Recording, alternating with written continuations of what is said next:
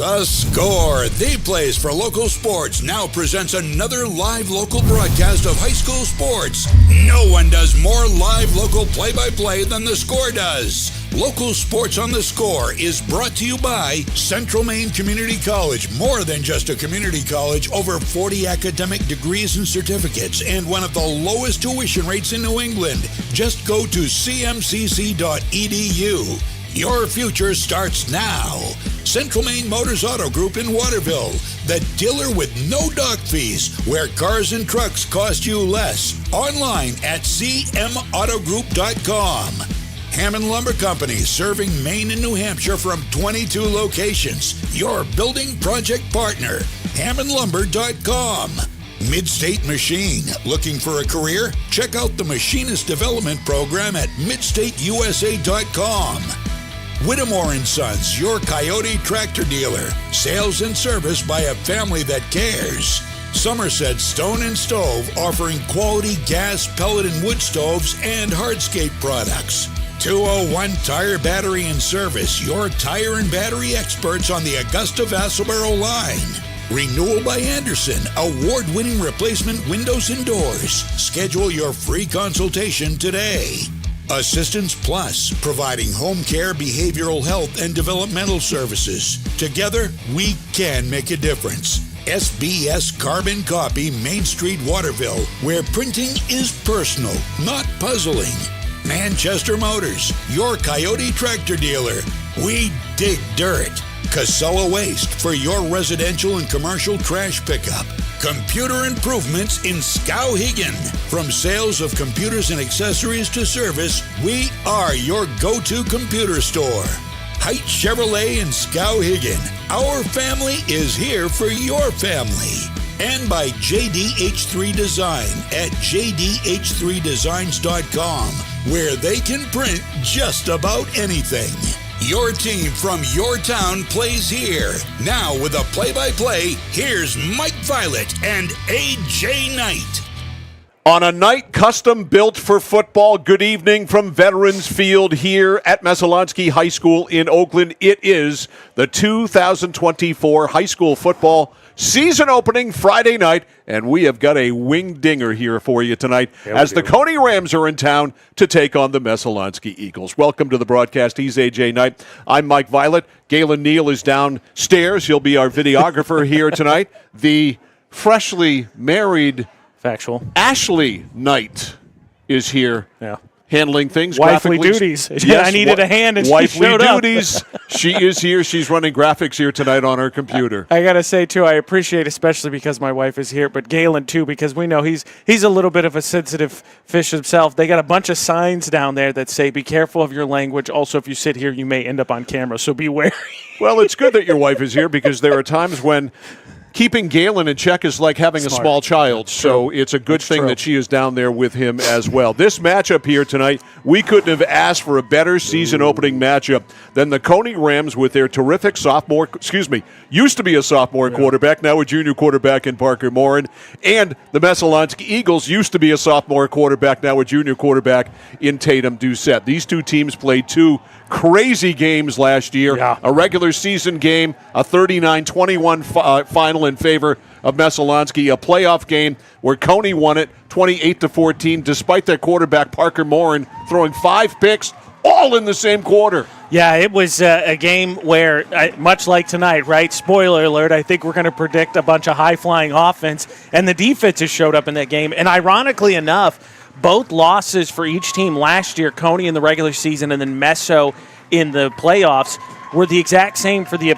team that took the L. Cony early started really slow, and I think was 1-2, 1-3. Messo closed the year with that Lawrence loss that we had, and then lost obviously at home to Cony. They closed at 1-2, so they sort of bookended the season the same way. Unfortunately for Messalonskee, Cony took the one I think we'd all take, which is we'll take the playoff W. You can have the regular season one. Messalonskee ended up 8-2 after their playoff loss to the Cony Rams. The Rams, after that slow start, finished 7-4, and of course went to the regional championship game before they literally got run over by the Lawrence Bulldogs. But this game here tonight, I don't know what the over-under number is.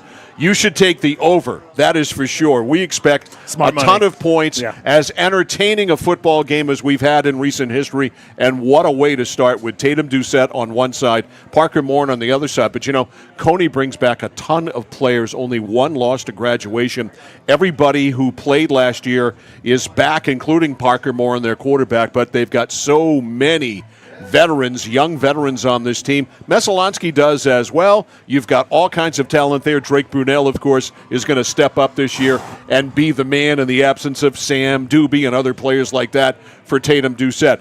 But teams with weapons, teams that can throw the ball, teams that can also run the ball too. These are not just two teams that are going to stand back there and sling it and fling it every single play. Yeah, I'm like, the smart money is on what you said. It very much could be a game, like you said, where the last team to hold the ball is the one that ends up winning. But both Coach Lippert and Coach Doucette said in the conversations that we had leading up to this game, both have a lot of confidence in their offensive lines.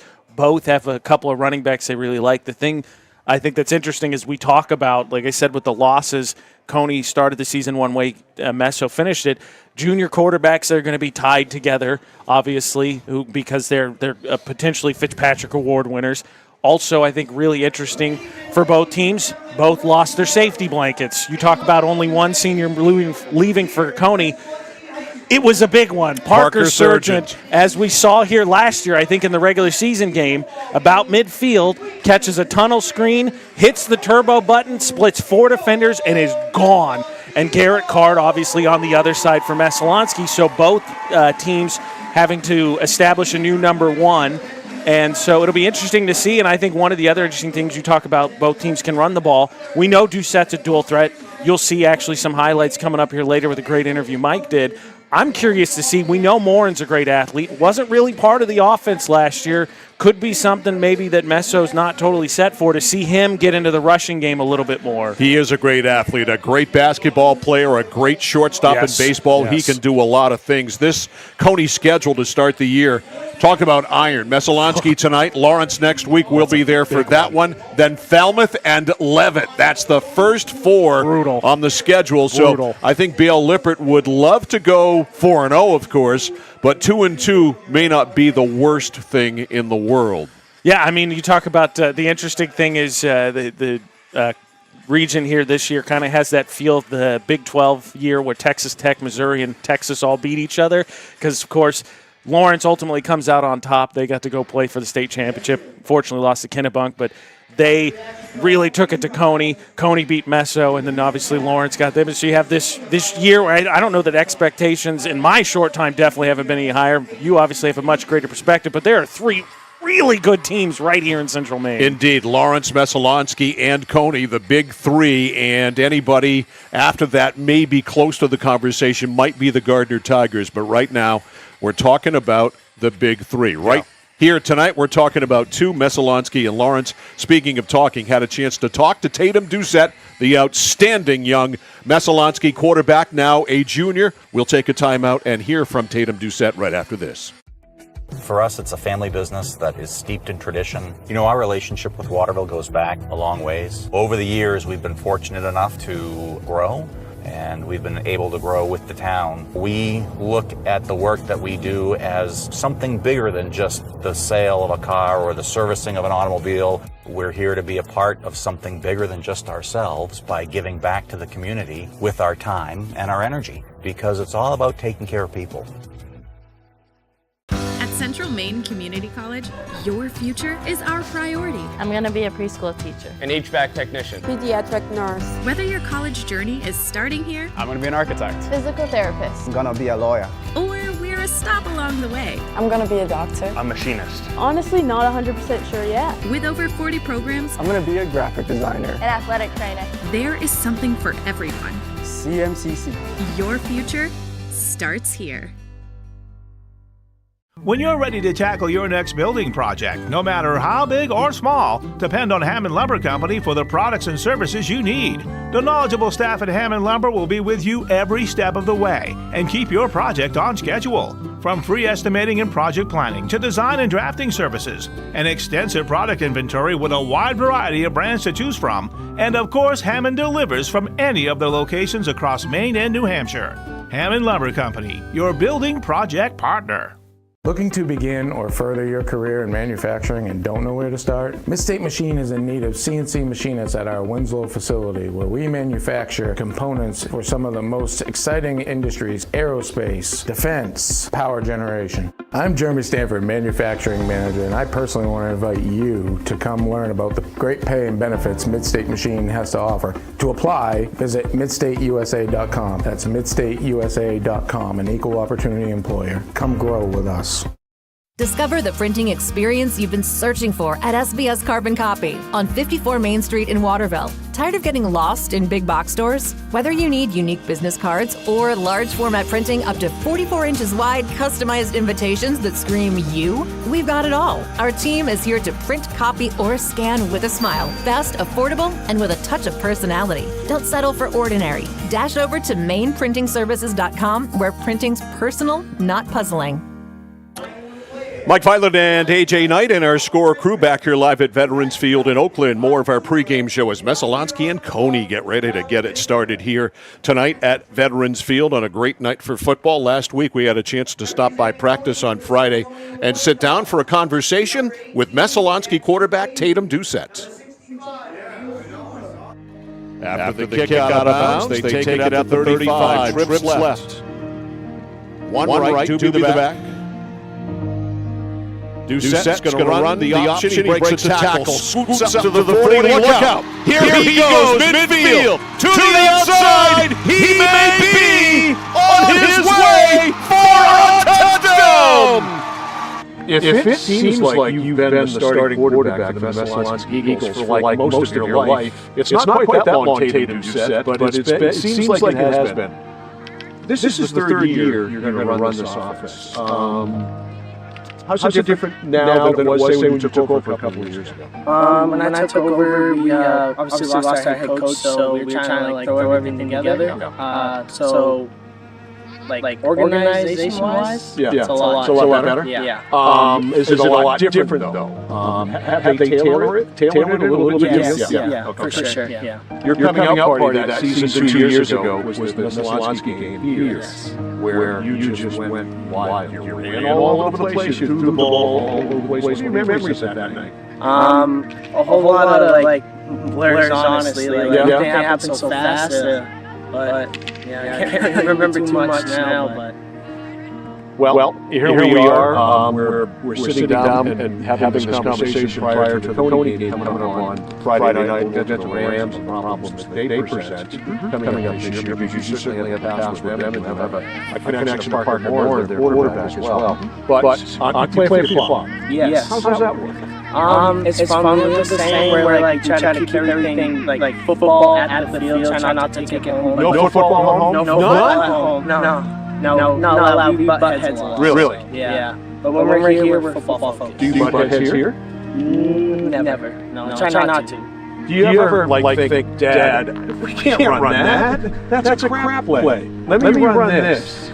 I might think that, but I'll never say it. You'll never say it? No. Teammates ever say to you, hey, Tatum, go to your father and see if he can run a play for me? No, I haven't yet, luckily. So. All right, last year, tremendous season. Tremendous regular season. You then run into Lawrence, and they beat you, end your undefeated season. Bounce back, you won your last game. You go to Cony, that was just here. It was a crazy game. All the interceptions, turnovers by Cony. You and Parker Moore. We expected something different than what we ended up getting. The bottom line is they beat you.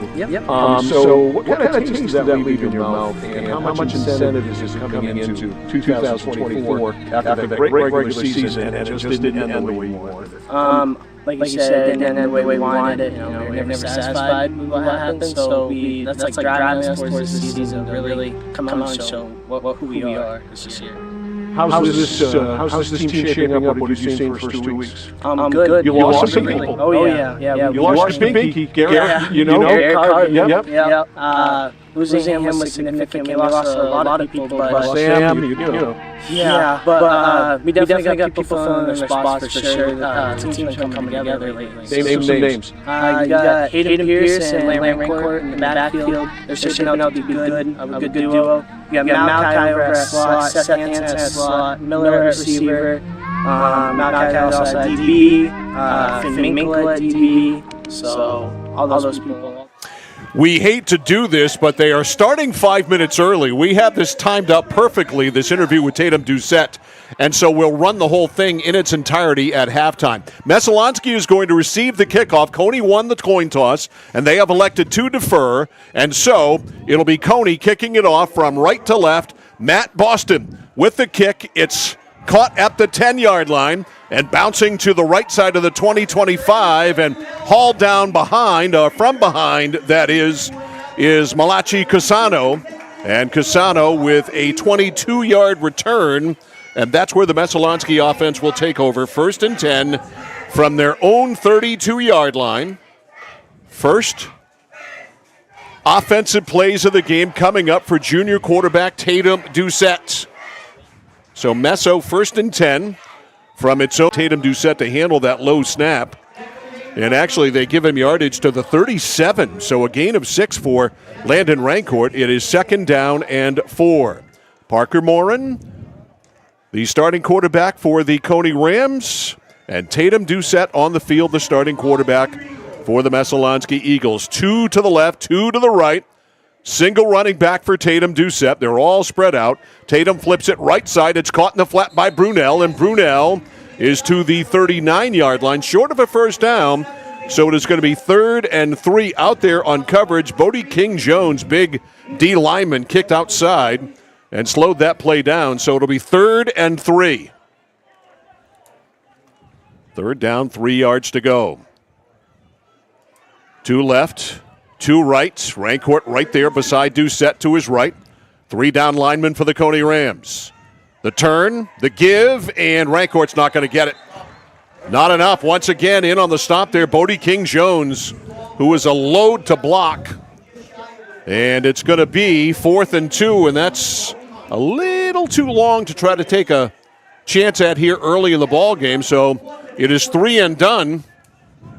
And so Cony winning the coin toss and deferring is looking better and better all the time. Cooper Clark, a real athlete, ready to return the punt here of Tatum Doucette.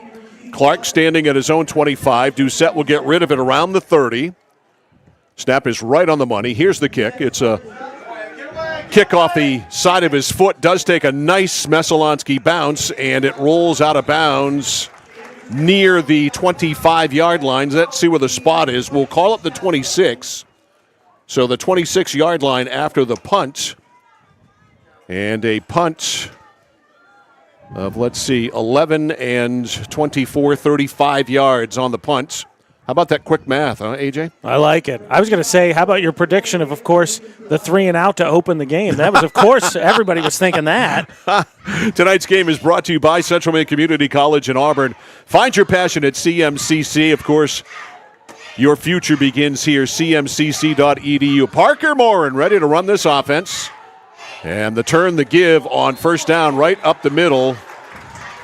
And not much there. The Cony defense all over that. Anderson Noyes getting the first carry of the game. Noyes, a sophomore, with about 6 inches on the gain. So 2nd down and 9. Anderson Noyes in that backfield. Jackson Veyu, the only senior starter coming back. He is at tight end. Clark, Terrio, and Demmons are the wide receivers. They're all wide to the left. Empty backfield. Morin back to throw. Flips it in the flat. Caught there by Demmons. Demmons to the middle. This is a big play last year, and it's a big play this year. 40. Midfield. Down to the 40. Down to the 30. Down to the 25. Cuts inside, and he is finally gobbled up and slowed down at the 18-yard line. Drake Brunel made the stop along with Denny Martin. And Demmons almost took it all the way. That was a play they used a lot with Parker Surgent last year, AJ. That tunnel, just simple tunnel screen, turn on the speed. But it's coming back. There is a penalty on the play.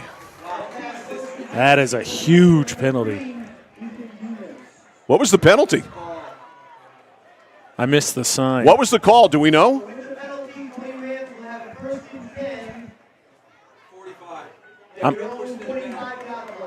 All right, it is going to end up, so it's an illegal block downfield. And so it'll still give them a first down at the 45. They don't get the big game-breaking play, but they still get a first to the 45-yard line. So all things considered, you'll take that. It is 1st and 10 for Morin and company at the 45-yard line. Cooper Clark, a real weapon. He's wide to the right. He can really run. Excellent hockey player, too. Up the middle, Noise belted.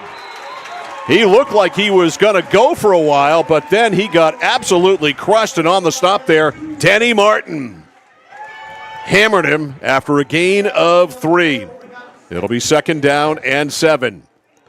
I mean, in all honesty, these offenses really aren't that different. You got athletic quarterbacks, more and a little bit bigger, but they're going to spread you out. You're probably not seeing less than 3 receivers, and then they're going to kind of see how it works in terms of the numbers with the rush game. Clark wide to the right side. Demmons is the slot out there. 2nd down and 7.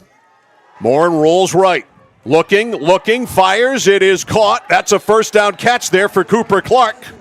And he is out of bounds at the 44-yard line. That is a gain of 6. And that's a situation there of the Cony offense taking what the defense gave them.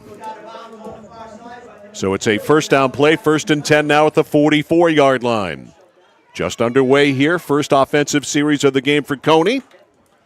On this fall-like night, a football-like night here in Oakland. Game time temperature 65 degrees. The handoff, and it is Demmons off the left side to the 40-yard line. And that's the end of that. A gain of about 5. They actually gave him a pretty nice spot there to the 39-yard line. So we'll give him 5. It is 2nd down and 5. Operating at the 39. Clock running, 7:50 to go in the first. Cony moving the football. They have a 2nd down and 5 at the 39. Ball just about in the middle of the field. 2 to the right, 1 to the left. The turn, the handoff, St. Onge, a stutter step, then he breaks free, and St. Onge to the 36.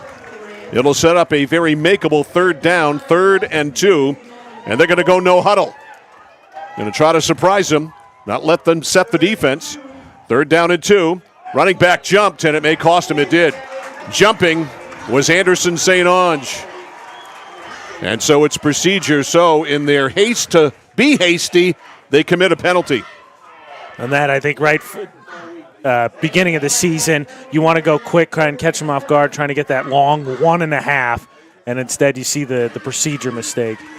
So it goes from 3rd and 2 to 3rd and 7, backing them up at the 41-yard line. Wide to the right again, Clark. Slot man out there is Demmons. Running back in the backfield is St. Onge. Back to throw Morin. Morin looking, long, loads it up downfield for Theriault. It's a jump ball, and it's incomplete. And that was almost one of those balls that Drake Brunel picked off last year in the playoff game when he picked off Morin 5 times, because that literally was a jump ball, AJ. Yeah, not as good as you see here on the Mid-State Machine replay. Especially, you said you don't want to throw those around Brunel. He had 11 interceptions last year, big-time safety sitting back there. And I mean, even one-on-one, if you got size, maybe a jump ball, but that was completely bracketed. So all of a sudden, 4th and 7 now at the 41-yard line of the Messalonskee Eagles. Empty backfield, 3 to the right, 2 to the left. Back to throw Morin. Drifts left side, slings it. It's caught there by Theriault. First down catch. A sidearm throw by Parker Morin. A great throw by Morin, and a first down to the 26. That is a gain of 15. Well, you can't throw a ball any better than that. Yeah, that was a heck of a pass there, and a nice job. Demmons, I think, we talk about Surgeon being gone. Demmons did come on late in the season. Big time. So he is not necessarily unfamiliar with making plays in this offense. All right, Theriault wide to the left, wide to the right side, Clark. They're going to run the football. St. Onge off left guard, hurdles down to about the 22. He might have the 21. Anderson St. Onge, a junior. They actually spot him down at the 22. So that is a gain of 4. Tomorrow, MCI at Winslow, as Winslow opens the season. Game time 1 o'clock from Jerry Poulin Memorial Field. 2nd and 6, trips left.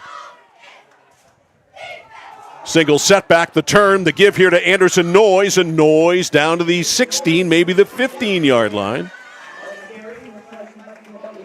Yep, they put him at the 16-yard line. Anderson Noyes is a sophomore. B.L. Lippert played with his dad for 2 years at Colby College, where he described him as a stud at Colby. And now we might have a penalty. The officials tonight, Troy Hill is the referee, Bill Leary is the umpire, Brian LeClaire is the head linesman, the line judge is Brock Frederick, the back judge is Mark Cooper, and the timer is Ralph Vintner. Nope, it's not a penalty, it's just an official's timeout to measure. That's why Cony was backing up to give the chain gang the proper room. Here's the stretch. Looks like based on our camera size, just short. 6 inches or so. So 3rd down and about half a foot. 3rd and half a foot, 5:40 to go in the first. No score, but Cony in the red zone. The Rams are threatening.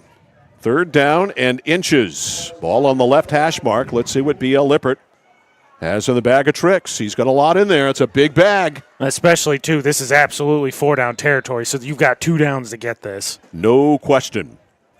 All right, breaking huddle. Wide to the right is Clark. Wide to the left side is Terrio.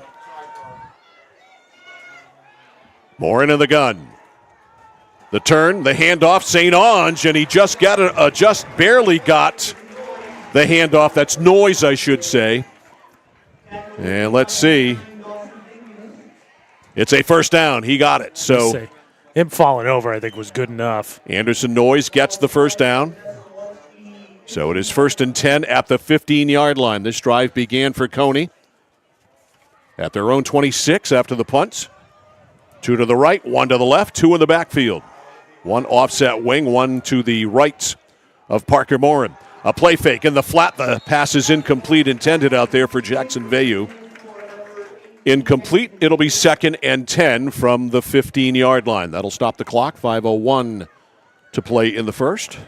I think one of the interesting things for this Cony team this year, Mike, is obviously early last year, starting running back goes down, find a little bit of a get a little bit of a break. St. Onge has a pretty good season. Now, obviously, you got a complement here of 2 backs they really like between Noyes and St. Onge to go with Morin, and you know what they want to do in the passing game. Clark to the right, Veyu to the left. The slot man is Demmons. Noyes is the running back, gets the give, a stutter step, and that might have cost him in the backfield. He got stacked right up.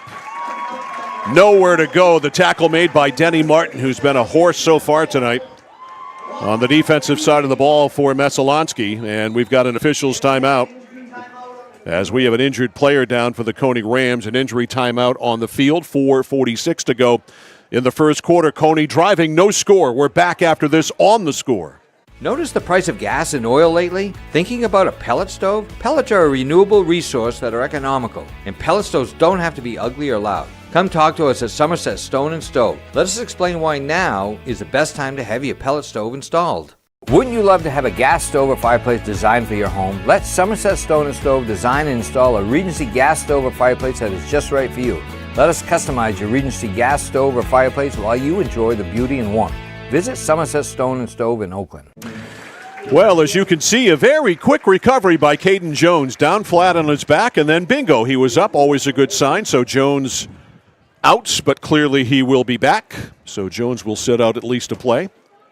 And Cony will resume its drive. It is 3rd down and 10 at the 15-yard line. 4:46 to go in the first quarter. Each team has had the ball once. Messo went 3 and out. And Cony driving here at the 15. 3rd and 10 at the 15. They'll begin running the clock now. I'm curious to see, Mike, with Morin got a little bit of size to him, well over 6 feet. This is an area down in the red zone. I think he could be a difference maker as a rusher. 2 to the right, 1 to the left. Let's see what they do. Parker Morin back to throw. Lobs, end zone. Terrio caught. Touchdown. Great throw again by Parker Morin. Lobbed it right in there. Terrio, kind of on the back shoulder, makes the play. It is 6-0 Cony as the Rams go 74 yards. Nice pass. Just like you said, easy pitch and catch. Just kind of lobs that over the defense, and it falls right in. So Morin, a 15-yard pass to Terrio. Comes at 7:32. And now Boston will attempt the conversion. Out of the hold of Parker Morin. Trying to make it 7-0. Snap, good ball, down kick, plenty high enough, and it has the eyes. It is good. 4:28 left in the first quarter. Cony draws first blood. The score from Oakland, the Cony Rams 7, the Messalonskee Eagles nothing. You're watching and listening to high school football on The Score. Raising money for our cause, supporting our neighbors, helping to recognize those that should be recognized, providing educational opportunities, working together to make someone's day just a bit brighter. Our employees enjoy being a part of making our communities a better place to live and work. Skowhegan Savings Bank. At Central Maine Community College, we are building things that last. We're investing in technology, new facilities, and offering more degree programs than ever before. You can get the traditional college experience at a fraction of the cost, and for some, it's even free. Wait, did she just say free? That's right, free tuition for Maine high school grads from 2020 through 25. Set your goals and find your path at CM. Let's build a future together. Matt Buston ready to kick it off after the Cony Rams went 74 yards for a touchdown. Here's the kick. It's a wobbler.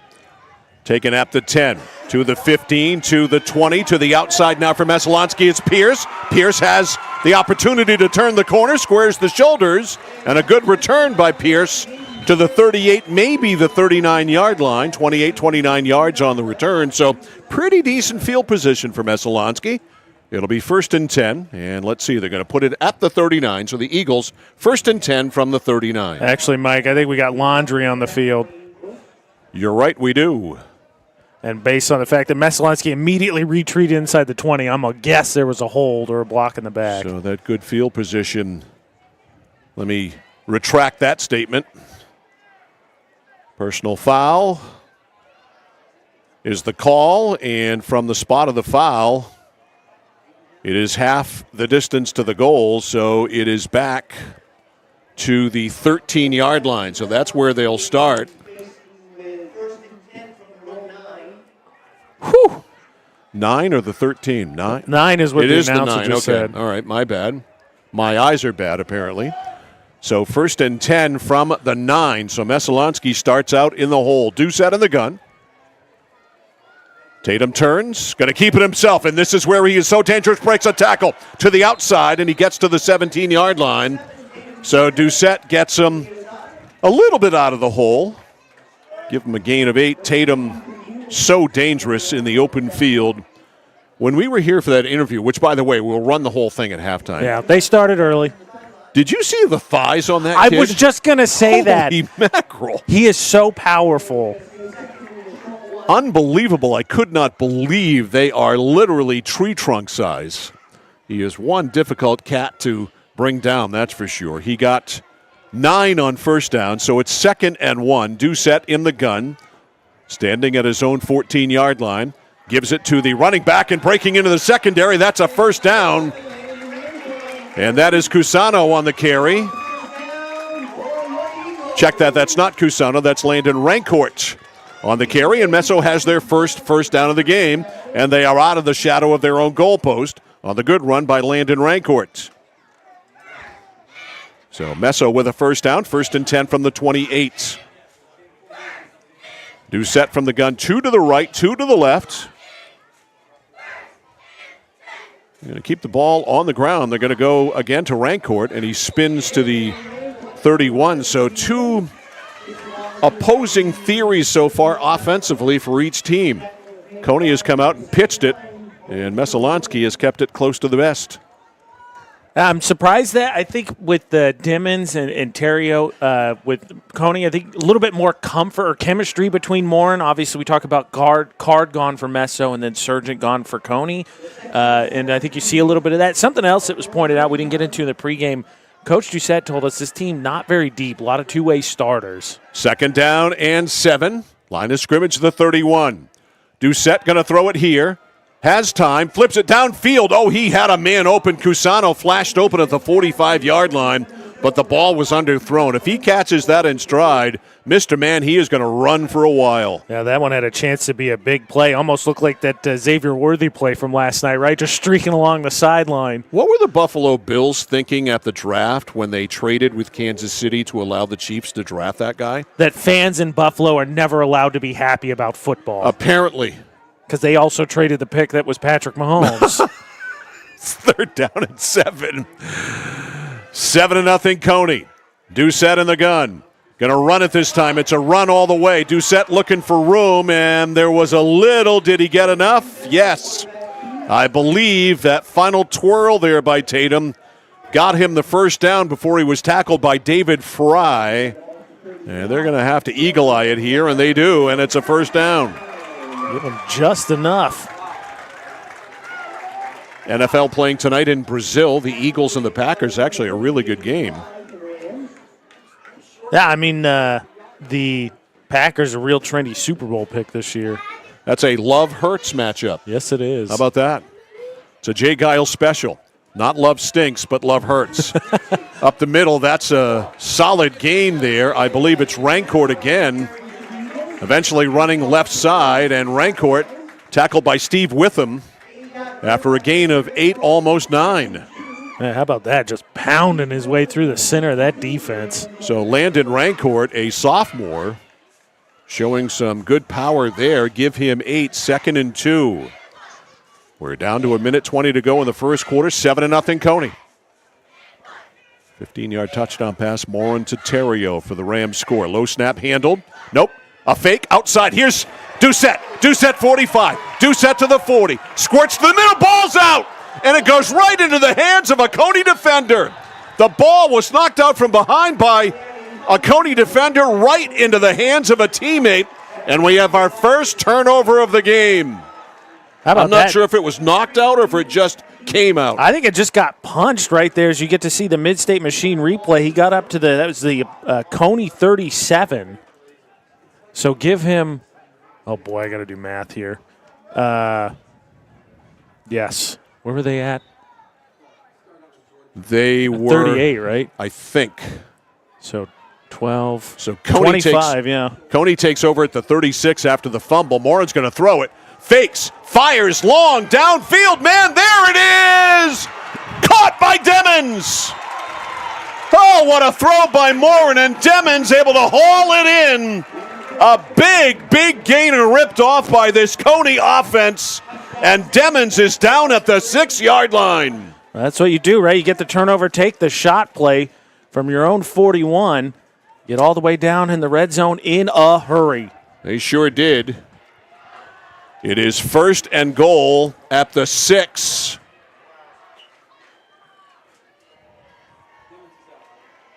Are you doing the math on that play? 53 is by my count. 53-yard pass play. And Cony is in business after the fumble. My, oh my, things can turn on a dime. 1st and goal at the 6. The turn, the handoff, and after some open field there, Noyes is slowed down. In fact, he might have lost a little bit of yardage. Actually, no, they'll put him right back in the line of scrimmage. So no gain on 1st and goal. It'll be 2nd and goal, and the clock is down to 15 seconds. And Cony content to run out the clock, and that is it. So the Rams, 1 touchdown on the board, and they are threatening now for a second one. When we come back, it'll be 2nd and goal for Cony at the Messalonskee 6-yard line. The score at the end of 1 on opening night in Oakland. The Cony Rams 7, the Messalonskee Eagles nothing. Back after this on The Score. For the safety of you and your family, 201 Tire Battery and Service on Riverside Drive in Vassalboro offers only the best and most reliable tires and batteries, including used batteries for your ride, cars, motorcycles, and more, and tires Supply for everything. Tractors, lawnmowers, your car and truck. Custom rims? Yup, of course. Open Monday through Thursday, 7:30 until 5, Friday till 3. Pet friendly with free battery testing and complimentary ice cream. 201 Tire, Battery and Service on the Augusta-Vassalboro line. Manchester Motors is your official Coyote tractor dealer. If you work the land, you just got to be a jack-of-all-trades type. There's just too much to do. So if you got to be a welder, or a farmer, or a ditch digger, that's just who you are that day. Then tomorrow, you can be somebody else. Find your Coyote tractor at Manchester Motors, 1031 Western Avenue, Manchester. The Cony Rams knocking on the door, looking for a second touchdown. Welcome back to Messalonskee High School in Oakland. Mike Violet along with A.J. Knight and our score crew. Second and goal at the 6. After the ball was punched out, we're able to see that on the replay, the Mid-State Machine replay. The ball was punched out. And then on the next play, a 53-yard pass play from Morin to Demons to set up what is now a second and goal at the 6. And again, good job by the middle of that Messalonskee defensive front. As again, stuffed on the play, Anderson Noyes for no gain. And it'll be third and goal at the 6. 2 straight runs, 2 straight zeros. And for Noyes, that's now 3 straight carries of nothing. Third and goal at the 6. 2 to the right, 1 to the left. Noyes in the backfield, right beside Morin. Rides the belly. Now he pitches it, and going around the corner, Demons. How about that trickery there? And Demons in for the touchdown. Is there anything Demons can't do? Not really. Picks up a 6-yard TD rush. He's hogging all the fantasy points. Now, was that a handoff or was that a shovel pass? Ooh, let's take a look one more time. Here's the Mid-State Machine replay for you, Mike. I think that's a handoff. I think Noyes gets it in the normal shotgun pull. Yeah, that's a handoff and then a pitch for the reverse. Okay, so Demons goes in from 6. Here's Boston for the conversion. Handled by Morin. Kick is up, and the kick is good. And Cony has converted on a turnover. 11:21 to go in the first half. The Rams handling Cony so far. The score from Oakland is Cony 14 and Messalonskee nothing. Back after this on the score. Whittemore & Sons, your Coyote tractor dealer. Dependable sales and service for over 50 years. We are located on the Waterville Road in Skowhegan. Sales and service by a family who cares. Over 30 years ago, Paul and John A. Bowen set out on a mission to help aging Mainers stay in their own homes. Assistance Plus grew from their passion, dedication, and integrity where clients come first. Today, Assistance Plus serves not only the elderly, but clients with developmental and behavioral health challenges. Assistance Plus is here for you today and through all points of your life. Well, the Cony Rams with a punch to the mouth of the Messalonskee Eagles in the first quarter, plus they score in the first quarter. They score 39 seconds into the second quarter, and they lead it 14-0 as Matt Boston gets ready to kick off. A turnover. This is a short one, and it comes down, and it's taken, and that was a knee, yes, and so the ball carrier down. That was Drake Brunel at the 20-yard line, and that's where Messalonskee will begin. So not a whole lot has gone right for the Eagles so far, including Brunel putting his knee down there. That's surprising, I think, from one of your senior players, one of your big playmakers both ways. Great route runner on offense, obviously a big-time safety on defense. And right now, the Messalonskee Eagles need to do something offensively. They've had a 3-and-out, then had a halfway decent drive going and a good run by Doucette before he fumbled. It was punched out from behind. 1st and 10. This is from the 19. Doucette's going to keep it himself. He avoids one would-be tackler there in the backfield, Bodie King-Jones, and he breaks tackles. And Doucette making chicken salad out of chicken you-know-what there. It looked like it was going to be a loss on the play. It ends up being, if it's not a first down, it's awfully close by Tatum Doucette. It is a first down. Now that one, didn't it feel a little bit to you, Mike? Like, all right, I got to get us out of the mud. I'm going to do it myself. Well, Bodie King-Jones almost kept him in the mud. But a little bit too quick for King-Jones. Is Tatum Doucette. 1st and 10 from the 30. Give him 11. And a first down run. Ball on the right hash. 1st and 10 from the 30. 5 men on the line of scrimmage. A fake. He gets away. No, he can't. A fake he was looking to throw, and that play absolutely blown up there by Landon Perry with the sack. Doucette with a play-action fake, then was going to throw it. And nobody blocked Perry, and Perry untouched into the backfield for a sack and a loss of 10. How about that? You get that nice 10-yard rush, but I think worth noting, Mike, Cony, 2 straight plays, has been in the backfield with Doucette. He makes the great play the first time. That time he goes down. So 2nd and 20 at the 20. Doucette has 2 to the left, 1 to the right. Pitch out, turning, upfield, Rancourt, bang! He is down at the 23-yard line. Just nowhere to go there. Actually on the carry instead of Rancourt. Let's see, that was Hayden Pierce.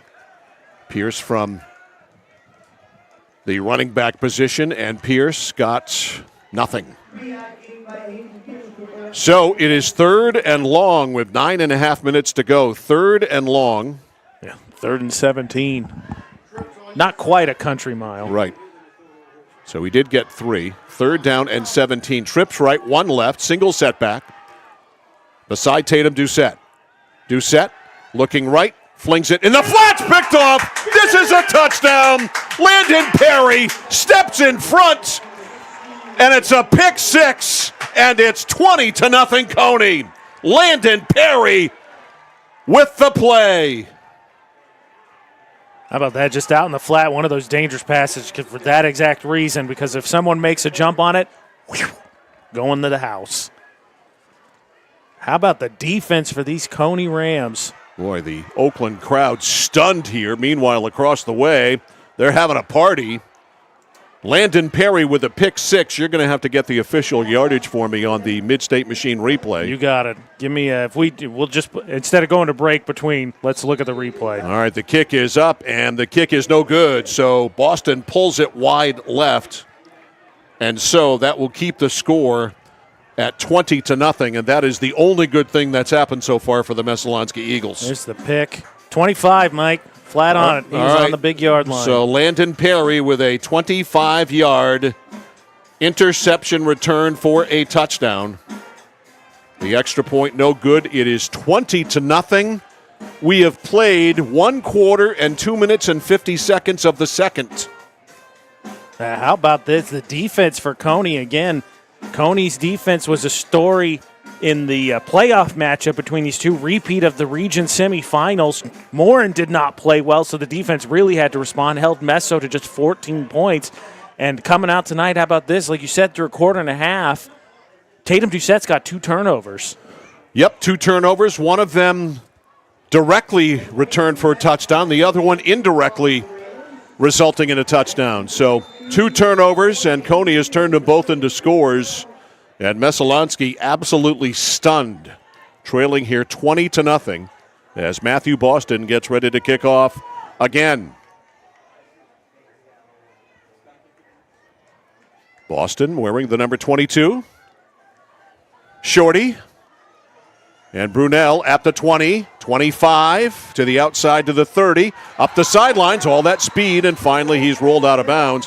Brunel did a good job there after fielding that short pooch kick, and I'm not sure why they're doing that because it's not working. And Brunel able to return it. Did they put him out of bounds back? Yes, they do, back at the 37-yard line, but he still returned at 17.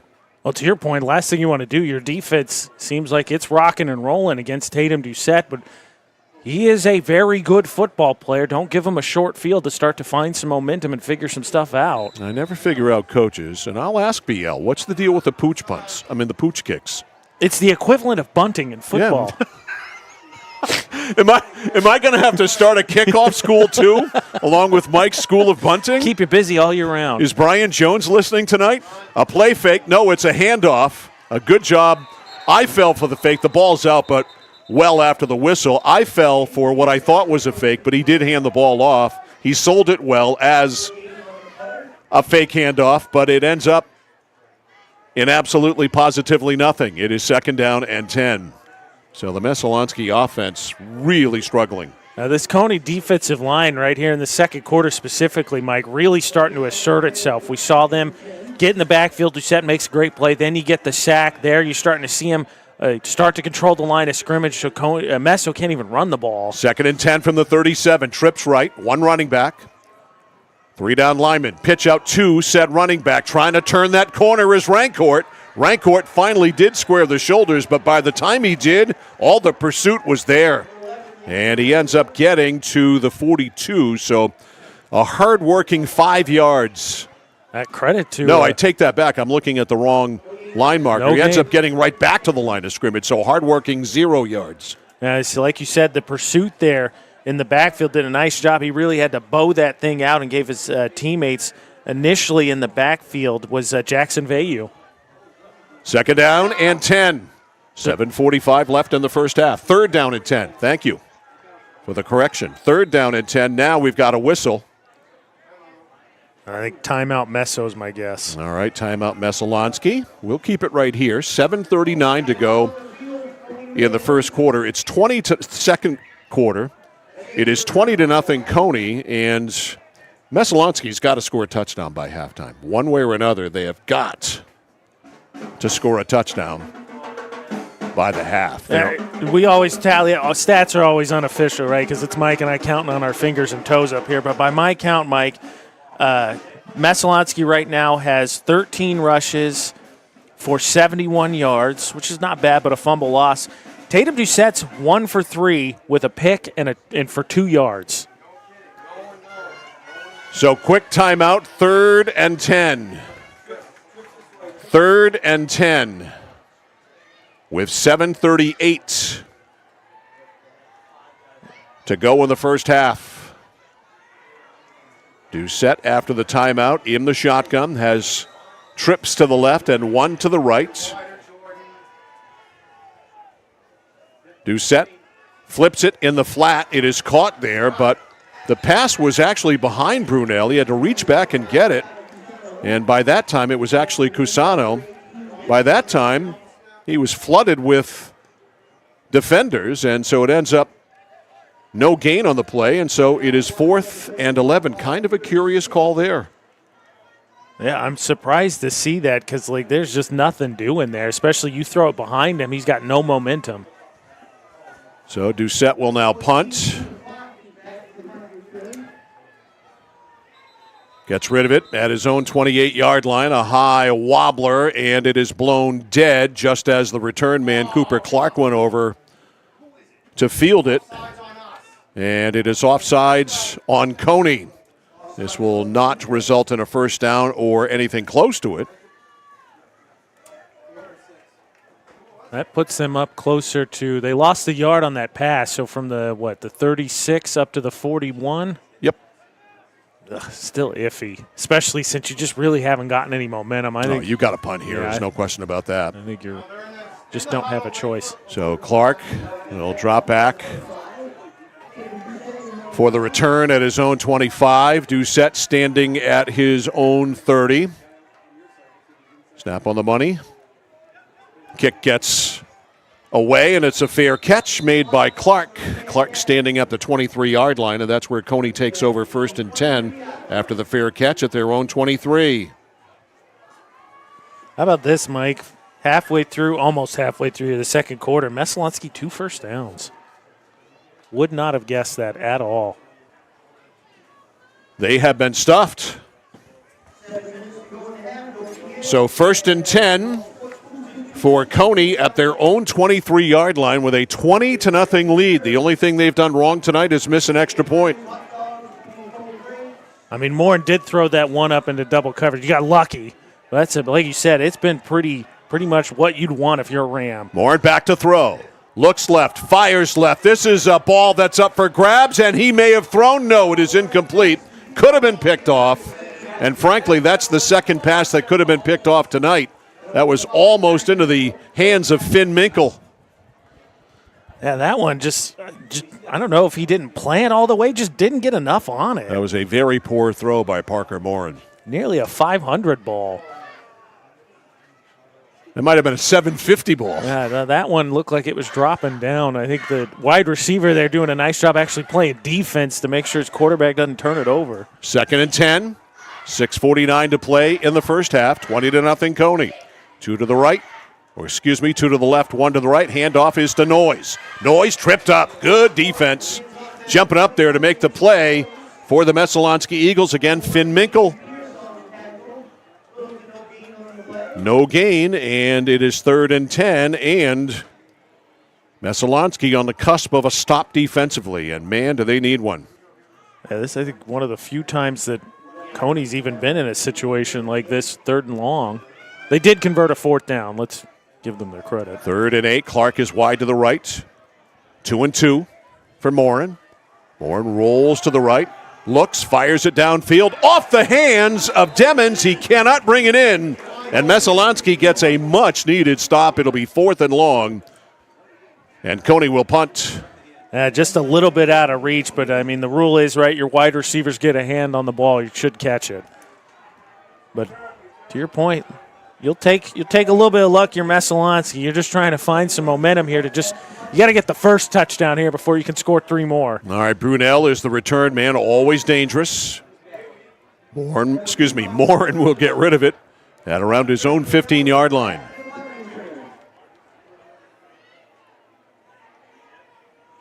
Snap on the money. A low kick, and this should be returnable. Brunel makes the play midfield. Drifts to the left to the 45. Stops there. Gets lined up and pinball down finally at the 44-yard line. But a good play on what was a poor punt by Parker Morin. That was very returnable. That was a line drive, like you said. Unfortunately for Brunel, he cuts left. Nothing but Cony's there. He's able to break the tackle, but gets tattooed for his efforts. So this will give Messo the ball 1st and 10 at the Cony 24-yard line, 44-yard line, and you almost have to cash in here. This is a gift. This has to be. You got to think this is a touchdown. 1st and 10. Messalonskee at the Cony 44. 5:57 to go in the half. They trail 20-0. Brunel is out wide to the right. 2 receivers to the left, 2 to the right.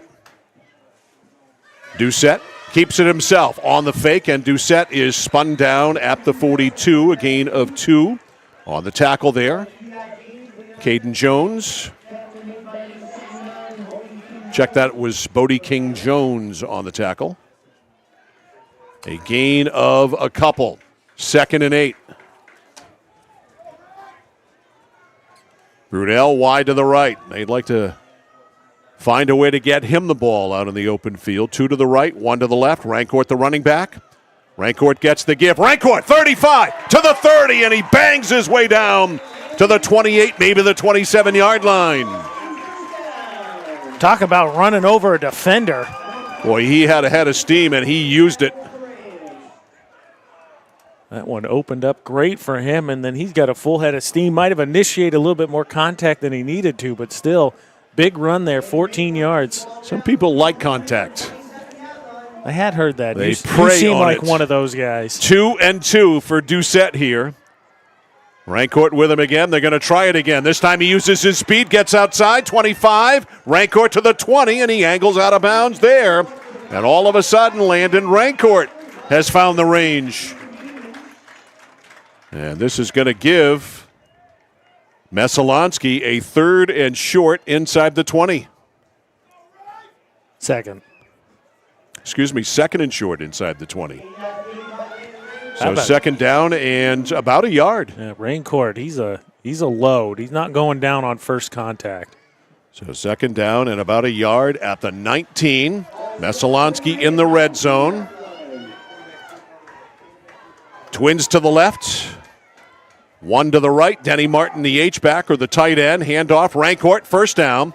And Rancourt to about the 16. They will unpile and move the sticks. 1st down, Messalonskee. What's the saying from Varsity Blues? Stapled U.S. mail on his butt. He's delivering the postage. There you go. They're just going to rain court, and he's just pummeling his way down into the red zone. 1st and 10 at the 16. Doucette in the gun. He always is. Again, they go to rank court and only to the 10-yard line before slowed down immediately there by Caden Veyu. Cony, a much better job there getting penetration and not letting Raincourt get that full head of steam. So 2nd down and 9. Doucette returning from the sidelines, getting the play. Clock at 4 minutes to go in the first half. 20-0 Cony. If you're just tuning in, I did not misspeak. You are not misseeing what you see on your screen. It is 20-0. Yes, including a defensive score. 2nd down and 9. It's Doucette keeping himself. Doucette to the 10. Oh, what a great play! Sidestepping a tackler in for the touchdown! Wow! Tatum Doucette showing his skills there. He goes in from 15, and Messalonskee gets a much-needed touchdown.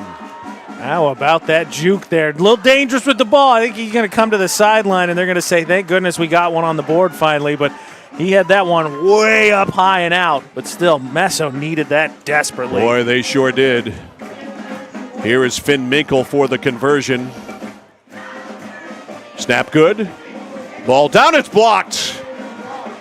A low kick, and Minkle's kick is blocked, so each team has missed an extra point. So 3:48 to go in the first half. Messo finally on the board on opening night. The score from Oakland is Cony 20 and Messalonskee 6. You're watching and listening to high school football on The Score. Casella Waste. You see their trucks everywhere all the time. That's because they're out taking care of customers like you. Roll-off dumpsters, they've got them 15 to 50 yards. And they're in your neighborhood picking up the trash so you don't have to worry about it. Weekly, bi-weekly, or monthly from 2 to 10 yards. Casella Waste will also deliver portable toilets when and where you need them. And they offer septic services. Call to learn more about Casella Waste. 872-8257, 872-8257 for Casella Waste. I'm Drew. I'm Jeremy. We are JDH3 Designs. We're a Maine family offering laser engraving of just about anything and custom apparel. We love to work with other local businesses as well as people within the community to bring your design ideas to life. JDH3 Designs. Visit their website at jdh3designs.com and like them on Facebook. JDH3 Designs. They customize just about anything. A driving kick after the Messalonskee score. Back to the 6, to the 10, to the 15, to the 20, 25 to the 30, 35, outside to the 40. Bouncing out is Demmons, 40, Demmons 30, and Demmons finally out at the 27-yard line. So Messalonskee gets a stop defensively. They score a touchdown, and then they give up a big gainer on the ensuing kickoff. And guess who again for Cony? Number 3, Demmons. He is a player, isn't he? He really came on down the stretch, and he has picked up right where he left off. Let's see, that's 40, 50, 63 yards on the return. So they take over on the Messalonskee 27-yard line after that great kickoff return, and Parker Morin and company in business. That's a quick way to take the win right back out Sure of the is. stadium. It takes all the momentum out of that touchdown. Yeah. An absolute backbreaker. Wide to the left side is Lance Terrio. He's got a touchdown catch. Wide to the right side is Cooper Clark. Morin. Shotgun I formation. The turn, the hand to Noyes. Noyes hits and grabbed and slowed down after a short gain of 3, maybe 4. Anderson Noyes running off the left side. Messalonskee desperately needing to keep this game right where it is. Remember, Cony's going to get the ball to start the second half. I know not normally their MO, but for Cony, this is a great chance to really melt that clock, get your touchdown back, and then get the ball to start the second half. 2nd and 7 at the 24. Morin going to throw it. Pumps, fires, and it is incomplete. It hit Demmons right in the hands. A ball he catches 99 times out of 100. That was number 100. That is a really great throw. I mean, you're talking about just over the defender's fingers, and I don't know if he got a piece of it. Sometimes that alters the flight a little bit, surprises a wide receiver. Should have been 6. But it should have been 6. Messalonskee will take the drop. 3rd and 7 from the 24. It does stop the clock. 2:45 left in the first half. 20-7 Cony. Twins to the right, 1 to the left. Dancing in motion there is Veyu. Morin's going to throw it again. A little screen pass. It's there. In the middle of the field, it is St. Onge, or check that it is Noyes, and Noyes to the 5. So they make up for it there on a little screen pass to the right, little dump off. And Anderson Noyes breaks it down to the 7, where it'll be 1st and goal. And Cony, no need to be in a rush here. Absolutely not. Want to milk all the clock you can. 1st and goal at the 7. Twins left, 1 to the right. We've got a whistle, and we've got a timeout taken by Messo. We'll take it to 2:17 to go in the first half. Cony threatening again. It's Cony 20, Messalonskee 6. Back after this on The Score.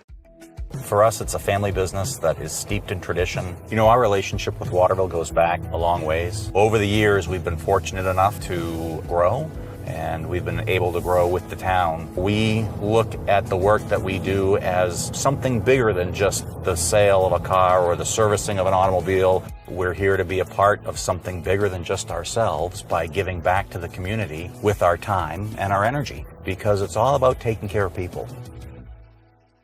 At Central Maine Community College, your future is our priority. I'm going to be a preschool teacher. An HVAC technician. Pediatric nurse. Whether your college journey is starting here, I'm going to be an architect. Physical therapist. I'm gonna be a lawyer. or we're a stop along the way. I'm going to be a doctor. A machinist. Honestly, not 100% sure yet. With over 40 programs, I'm gonna be a graphic designer. An athletic trainer. there is something for everyone.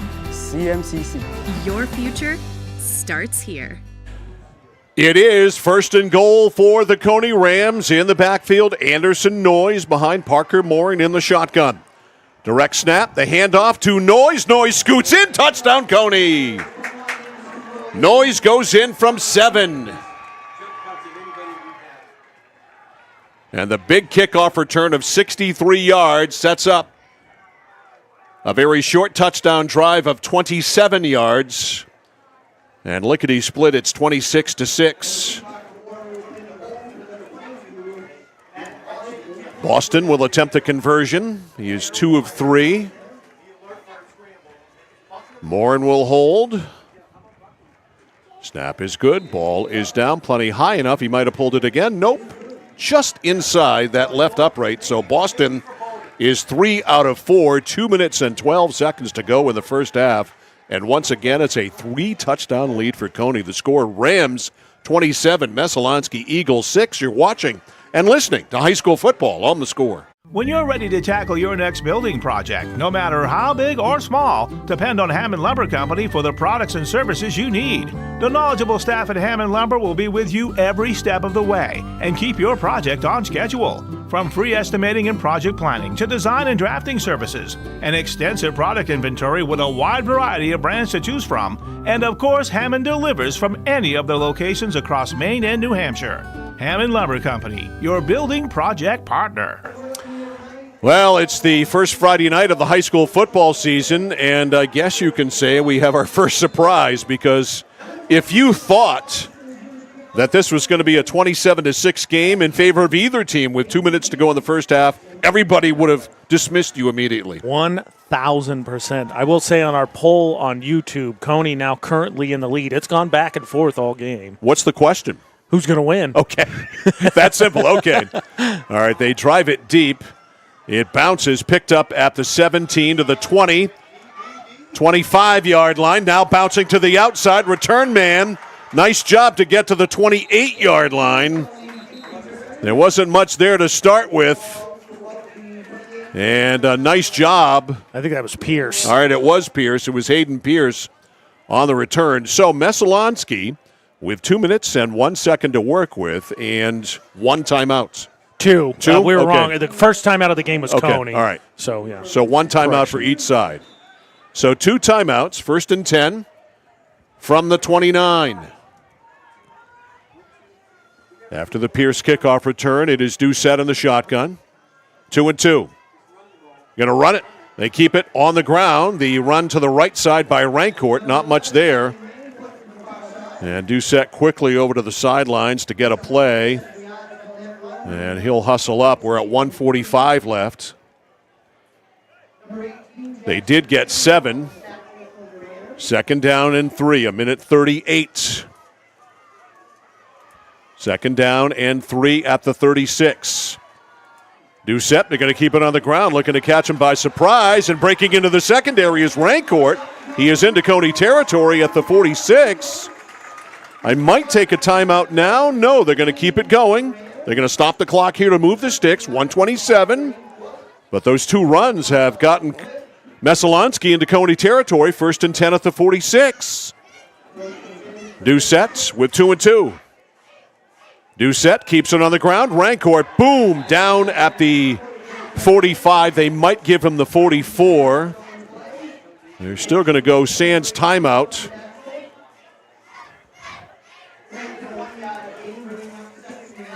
Give him 1. I'm surprised here. I guess you still got 2 in your pocket, but all right. If you're not going to use a timeout, then go hurry up. yeah, that's the huddle is what's throwing me They've off. lost 20 seconds here without using a timeout and not going huddle free or hurry up. Doucette's going to throw it, looks to throw it, fires, and it's caught and rolling out of bounds the receiver at the 34-yard line. That's a 1st down. Nice throw by Doucette. Might be his best throw of the night. Can't tell you who caught it. Cusano, number 0. All right, so it was Cusano. Malachi Cusano. And so it's a 1st and 10 at the 34. Stops the clock with 40.8. To right, to left. Cony's got 2 men way deep, 15 yards downfield. They're going to run the football. Rancourt again, huge hole to the 20. Rancourt down to the 18. You got to take a timeout now. And they will stop the clock. Landon Rancourt, they're not going to stop the clock. They're acting as if they don't have any timeouts. I'm pretty sure that's not true. 1st and 10. The handoff, Rancourt again. Rancourt still going. Rancourt slashes down to the 6-yard line. Now, let's see. They have to move the sticks, and now they're going to take a timeout. So Doucette takes a timeout, and they have advanced the ball all the way down to the 6-yard line after taking over at their own 29, and they've done all of it other than one play on the ground. Yeah, color me surprised. They must have just, your point about the timeout, Mike, they must have just seen an opening, a wrinkle in the defense or something that they liked.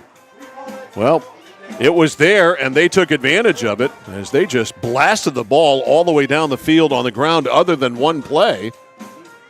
And they've got a 1st and goal officially at the 7-yard line. I think they've still got 1 timeout left, but after that whole sequence, I'm unsure.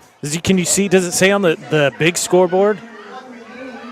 TOLs? Yeah, it does. 1 left, right? They have 1 left. Okay, yeah, that's what we've got. All right, I didn't realize that was on there, but you're right. So 1 left, 23.4 seconds left. 1st and goal at the 7 for Tatum Doucette and company. Doucette, a high snap, eventually hands it off, and it's stuffed at the 5-yard line. And that was Pierce. What are they waiting for? And spiking the ball here. And they didn't get a kind scorekeeper or clock keeper upstairs because that ball, I don't know. That's if they have 1 timeout left to do what they did there, not a judicious use of the time or the timeout. Yeah, I'm surprised down here. I mean, maybe you catch them, but I feel like you're going to have to throw it. And like you said, they just acted like they've had none. You got 1 in your pocket. Wouldn't it be? I mean, depending on what you're going to do, wouldn't you rather have that extra down? So the down is gone. It is 3rd and goal.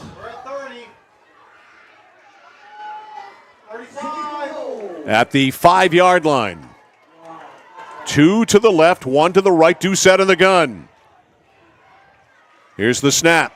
They hand it to Rancourt, and it is stuffed. And there's your timeout. And there's the second timeout. And they've run Rancourt almost all the way down the field here, but Cony's onto it. And so now the half comes down to 1 play. 4.9 seconds left. Down in distance. Down doesn't matter. Distance does. It is 4th and goal at the 7.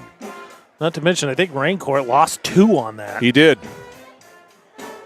And he did lose 2 yards. That's what I think is a little bit nuts about this. I mean, I guess you can go for it, but I feel like there's no way you're running it. So now Cony has to know you're passing it. Well, guess what? They're going to do neither. Are they taking the field goal? They're going to kick a field goal. Interesting.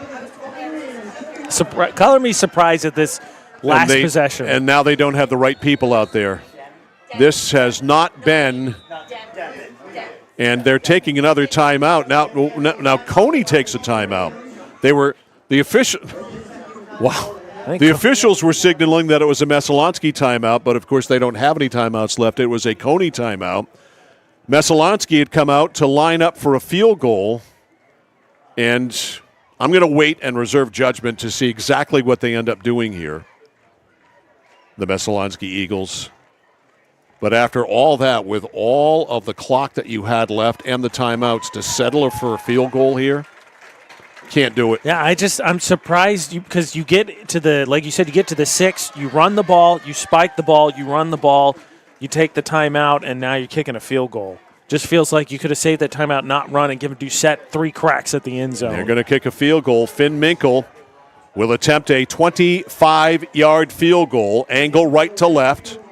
Doucette will hold. Snap is good. Ball is down. The kick is way off, and it is no good. So Messalonskee goes right down the field. They get down to the 5-yard line, and they settle for a field goal attempt, and that field goal is not even close to being good. 0.9 seconds left on the clock, so Cony will snap the football. Yeah, that was blocked. It was a low liner. It was still, it was not even close. Even if it wasn't blocked, it was going to go under the crossbar. So a really good drive by the Messalonskee Eagles fizzles out at the end as they were goal to go. Kind of let some time run off the clock and settle for a field goal attempt. And now Cony will take a knee, even in the shotgun, and there is that knee, and that is it for the first half. All Cony Rams. Our score at halftime, the Cony Rams 27 and the Messalonskee Eagles 6. We'll come back with our halftime show, including our conversation with Tatum Doucette. We'll do that right after these messages on the score. Looking to begin or further your career in manufacturing and don't know where to start? Mid-State Machine is in need of CNC machinists at our Winslow facility, where we manufacture components for some of the most exciting industries: aerospace, defense, power generation. I'm Jeremy Stanford, manufacturing manager, and I personally want to invite you to come learn about the great pay and benefits Mid-State Machine has to offer. To apply, visit midstateusa.com. That's midstateusa.com, an equal opportunity employer. Come grow with us.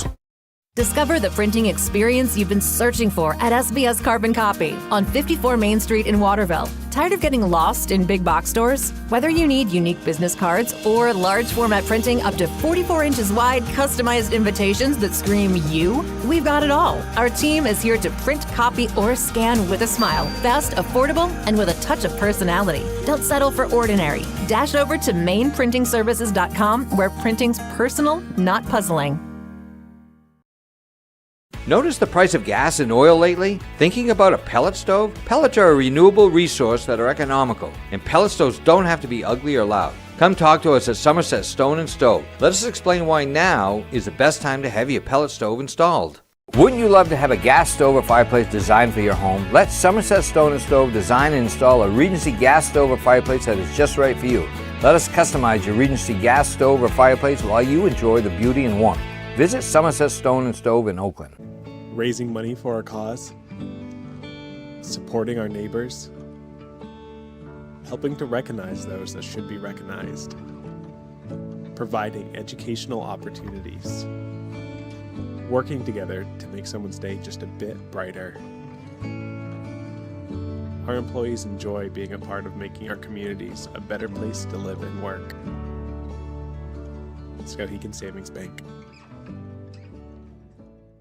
At Central Maine Community College, we are building things that last.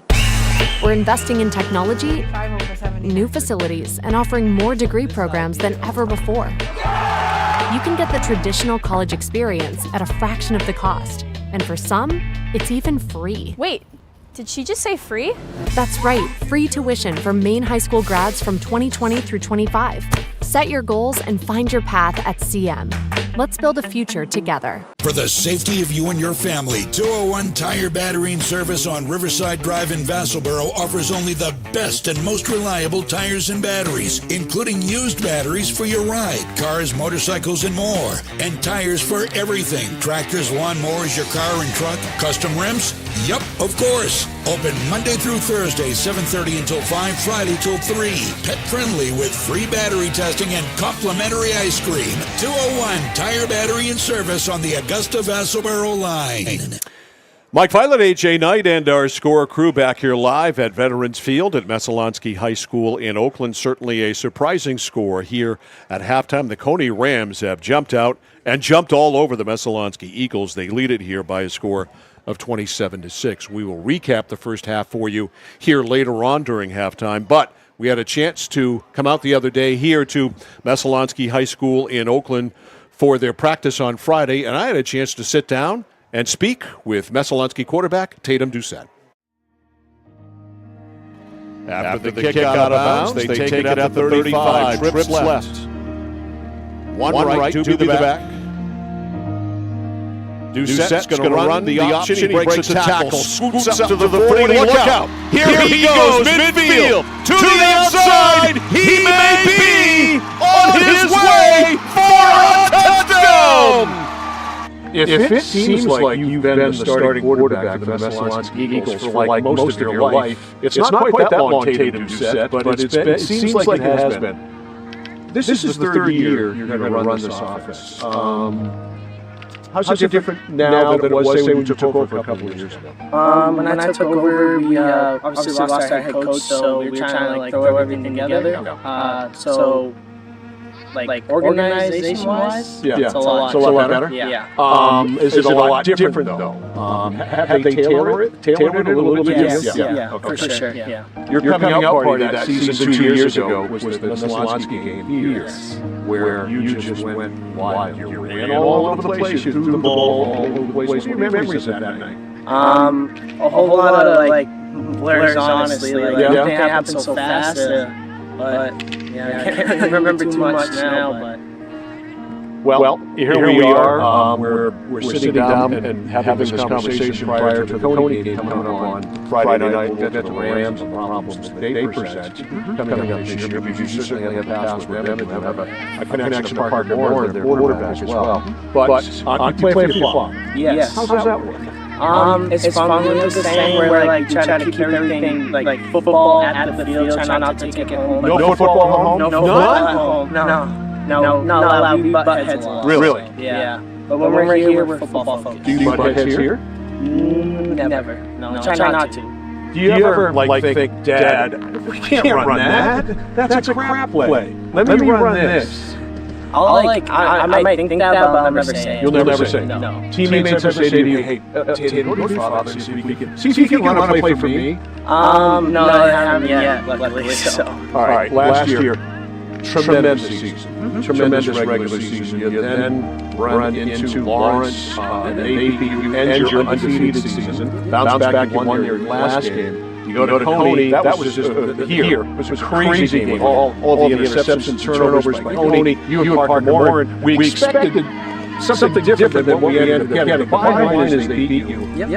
So what kind of taste does that leave in your mouth, and how much incentive is this coming into 2024 after that great regular season, and it just didn't end the way you wanted it? Like you said, it didn't end the way we wanted it. We were never satisfied with what happened, so that's like driving us towards the season to really come out and show who we are this year. How's this team shaping up? What did you see in the first 2 weeks? Good. You lost some people. Oh, yeah. You lost Pinky. Garrett, Garrett Carter. Yep. Losing him was significant. We lost a lot of people, but Sam, but we definitely got people filling in their spots for sure. The team's been coming together lately. Name some names. You got Tatum Doucette and Lamb Court in the backfield. They're shaping out to be good, a good duo. You got Malachi over at slot, Seth Hansen at slot, Miller at receiver, Malachi also at DB, Finn Minkle at DB. So all those people, all those names are going to be this year. You're starting out in a game where we're running this tonight against Cony. Yep. You guys and Cony, you and Parker Warren, young quarterbacks, both started last year, sophomores, made tremendous progress. You're almost identified with each other. Do you know him? I have not actually spoke or talked to him in person. Yeah. I'm surprised. I know he's like a big basketball guy. Yep. He's a better basketball player than you are. Well, I would hope so. But I think you're a better hockey player than he is. All right, the tiebreaker is going to be a lacrosse match. All right, I like that. Let's do it. Because he's a baseball player. He's a really good shortstop. I heard he is. He's really good. So I'm surprised that you guys haven't run into each other. Yeah, no, we haven't really talked much. Haven't run into each other in camp? We did at Main Elite, but again, we didn't really talk much. I don't know if that's a rivalry going on, but it makes for people who do like I do, makes us like to think it is. Is it a rivalry just from a team standpoint with Cony? I know you look at Cony, you look at Lawrence, you got them both early on. Yeah, I would say from a team standpoint. Yeah. The guys at Lawrence, we did run into Michael Hamlin. Lawrence goes to the state championship. And lost. Cony went to the regional championship game. You must have, you feel like, we had an opportunity and we let it go. Yeah, for sure. I watched the state game, I watched the Cony Lawrence game, watching those games, I just felt hurt. Yeah, for sure. Yeah, it does hurt. When did you go to them or did you watch them? I watched them. I didn't go. You couldn't go? Couldn't bear to go. Couldn't go. No. Was that bad? Yeah. Interesting. Interesting. How do you feel you have progressed as a quarterback from time you took over here as a freshman a couple of years ago to this point right now? I've definitely progressed so much, like reading defenses, where to throw the ball, how fast to get it out. Freshman year, I could get the ball out quick, I could pass it deep, but my reading was still a little iffy. But once me and Coach Dusano got to work together, we really upped that up for me. Do you, as we finish up here, do you get your athletic ability from your mother or your father? Definitely my father. Really? Yeah. Really? I'm a cheerleader, but is that different from my dad? Really? Yeah. Okay, maybe I must have forgotten how good an athlete your father was. Hopefully my mom sees this. Oh, I'm sure she's going to be fine. I'm sure she's going to be fine. Great to talk to you, Tatum. We appreciate your time here, and good luck tonight against Cony. We'll talk to you again soon. Tatum Doucette prior to tonight's Cony Messo game. And thanks to our friends from Chase Toys. They are the sponsors of so many things here on The Score, legends of the game, and also that particular interview as well. Which we do have one coming. I know we're keeping it hush who it is, but there is another one coming. We've done 5. Yep, we've got another one coming, and then another one coming after that. Yes, but there is one we went and filmed. Mike's, if you've listened to the opening drive, Mike's made a ton of references to it, but he won't tell you who it is. But thanks to Chase Toys for underwriting this and so many other things that we've done that are not games, some other content that we have done on The Score. Yeah, the legends of the game and some of the other stuff. 27-6, Cony in the lead here at halftime. Quick break. We'll come back and recap the first half and take a look at the second half. We'll do that right after this. Manchester Motors is your official Coyote tractor dealer. If you work the land, you just got to be a jack-of-all-trades type. There's just too much to do. So if you got to be a welder or a farmer or a ditch digger, that's just who you are that day. Then tomorrow, you can be somebody else. Find your Coyote tractor at Manchester Motors, 1031 Western Avenue, Manchester.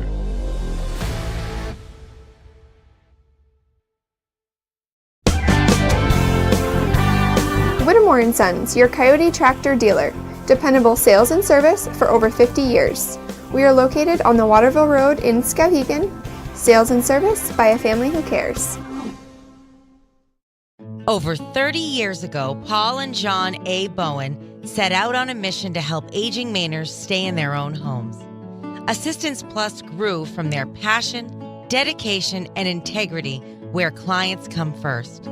Today, Assistance Plus serves not only the elderly, but clients with developmental and behavioral health challenges. Assistance Plus is here for you today and through all points of your life.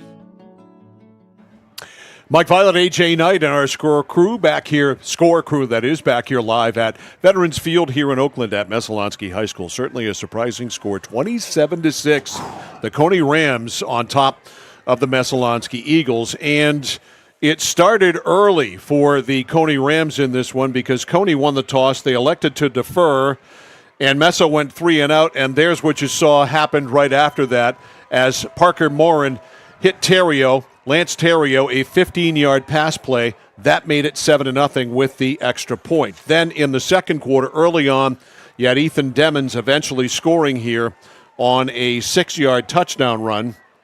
As we watch Morin here, back to throw. This is going to set it up, this long pass play. Right after the Doucette fumble to you just Demmons, saw. yeah. So Doucette fumbled, and the long pass play to Demmons, and now Demmons is eventually going to run it in here on kind of a little razzle-dazzle thing, a double handoff.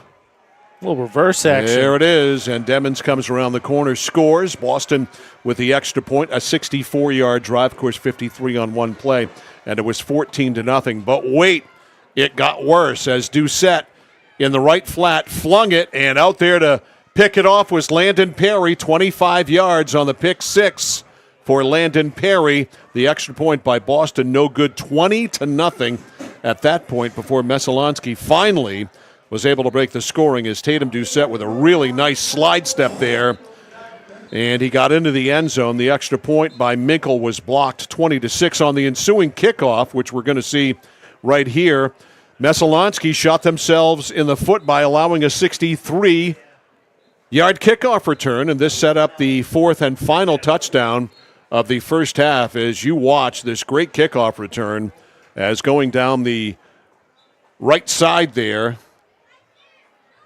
Demmons doing it. He might be serving concessions. Demmons doing everything tonight, and this resulted in the 7-yard run here by Anderson Noyes with Boston adding the extra point. And this was just that big run, this last highlight. Here's the big run that set up this was 2 runs before they got down to the 6. They got the play action fooled the camera a little bit there, but Messo gets down there. They get another one down to the 6, and then just a really weird last 4 plays from the Eagles. Yeah, they let too much time run off the clock. They had an opportunity to take a timeout early in the drive and kind of reset things right there. They really rushed themselves when they didn't have to. And then they called a timeout and settled for a field goal from the 5-yard line, which was nowhere close. Yeah, I mean, let me get I got numbers, some quick ones here for you, Mike, because I think, yet again, we're going to have a quick end of a break here. For Messalonskee, they've got, as a team, 26 for 167 on the ground. That's over almost 6.5 yards per rush. Right. Doucette 7 for 58. He's got a TD. He did lose the fumble, and then. So forgive me, I just lost the name. What's the starting running back for Messo 11? Raincourt. Yeah, Landon Apologies. Raincourt 15 for 105, did a ton of damage there to close out the half. And then here's the thing that throws me for a loop, though, Mike. 26 rushes for Messalonskee. Doucette in the first half, 3 for 6, 12 yards, pick 6. Yeah. I wouldn't have guessed that Doucette wouldn't have the ball in his hands a little bit more. For Cony, not a whole lot of success running the ball. Teams 15 for 36, which includes Morin kneeling down for 5 at the end of the half. Noyes does have that touchdown that you saw, and then Morin 6 for 11 for $124 with a touchdown. He's thrown 2 dicey ones that Messo hasn't come down with, including the first one went to Brunel, who had 11 picks last year. But then Demons, 3 catches, 84 yards, a 6-yard rush, which is a touchdown, and then 63 yards on the kick return. Like you said, that's over 150 yards of total offense in the first half.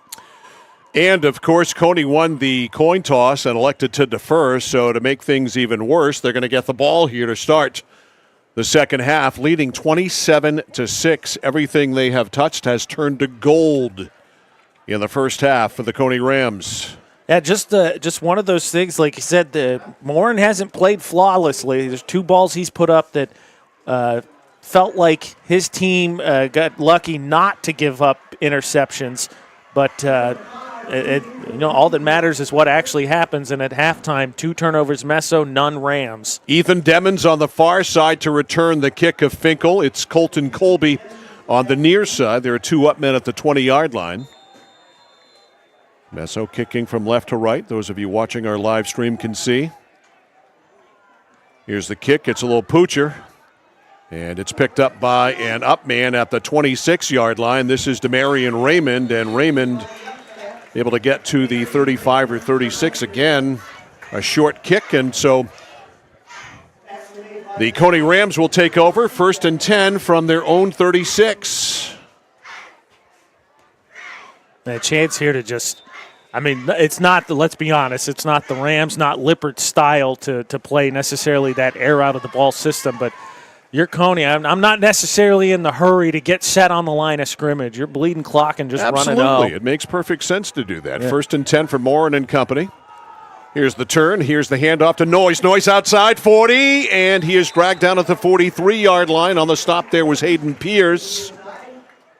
But they keep it on the ground to run the first play, and Anderson Noyes picking up 7. I say that's a heck of a tackle there. I think it was Pierce on the tackle for Messalonskee, because if not, there's about 10 more yards at least up the sideline.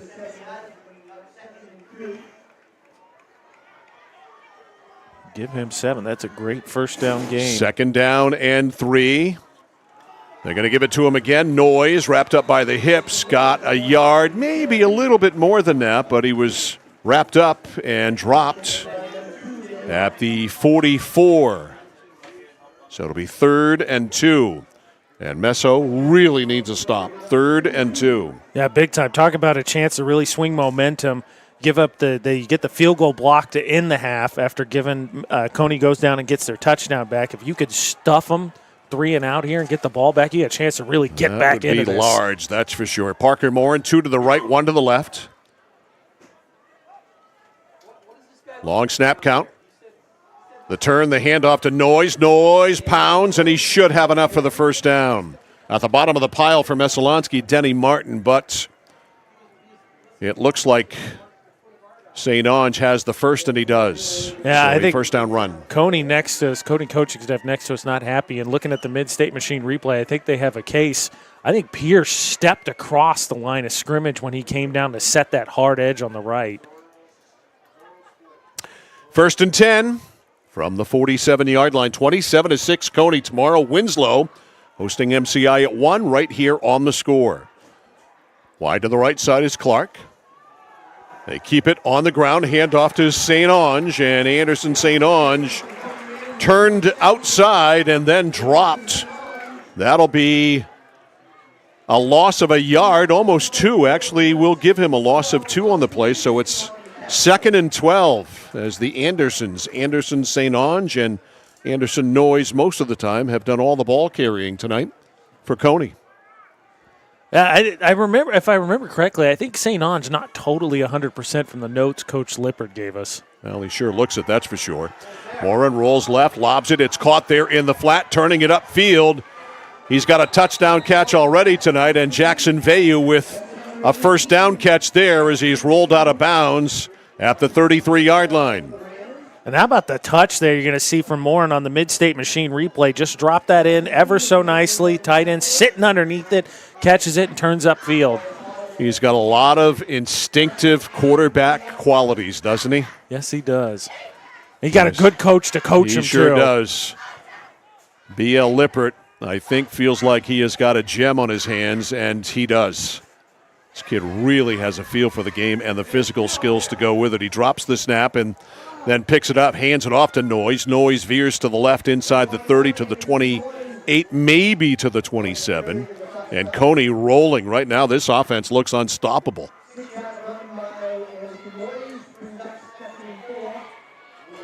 So a gain of 6. It is 2nd and 4. And Cony taking time off the clock.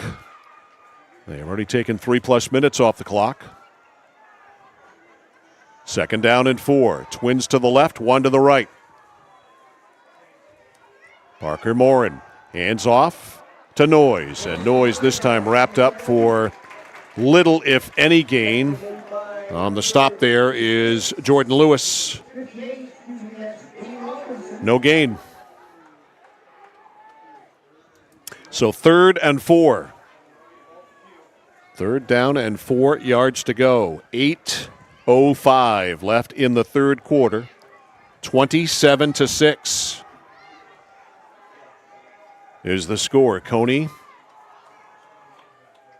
having their way with Meso right now. Now Moore going to keep it himself, and there's room up the middle, and Parker is to the 20, and he's got the first down. Actually, that was Noyes in the Wildcat. Was it? Okay. Yeah. I take it back. It was Noyes in the Wildcat. AJ called it.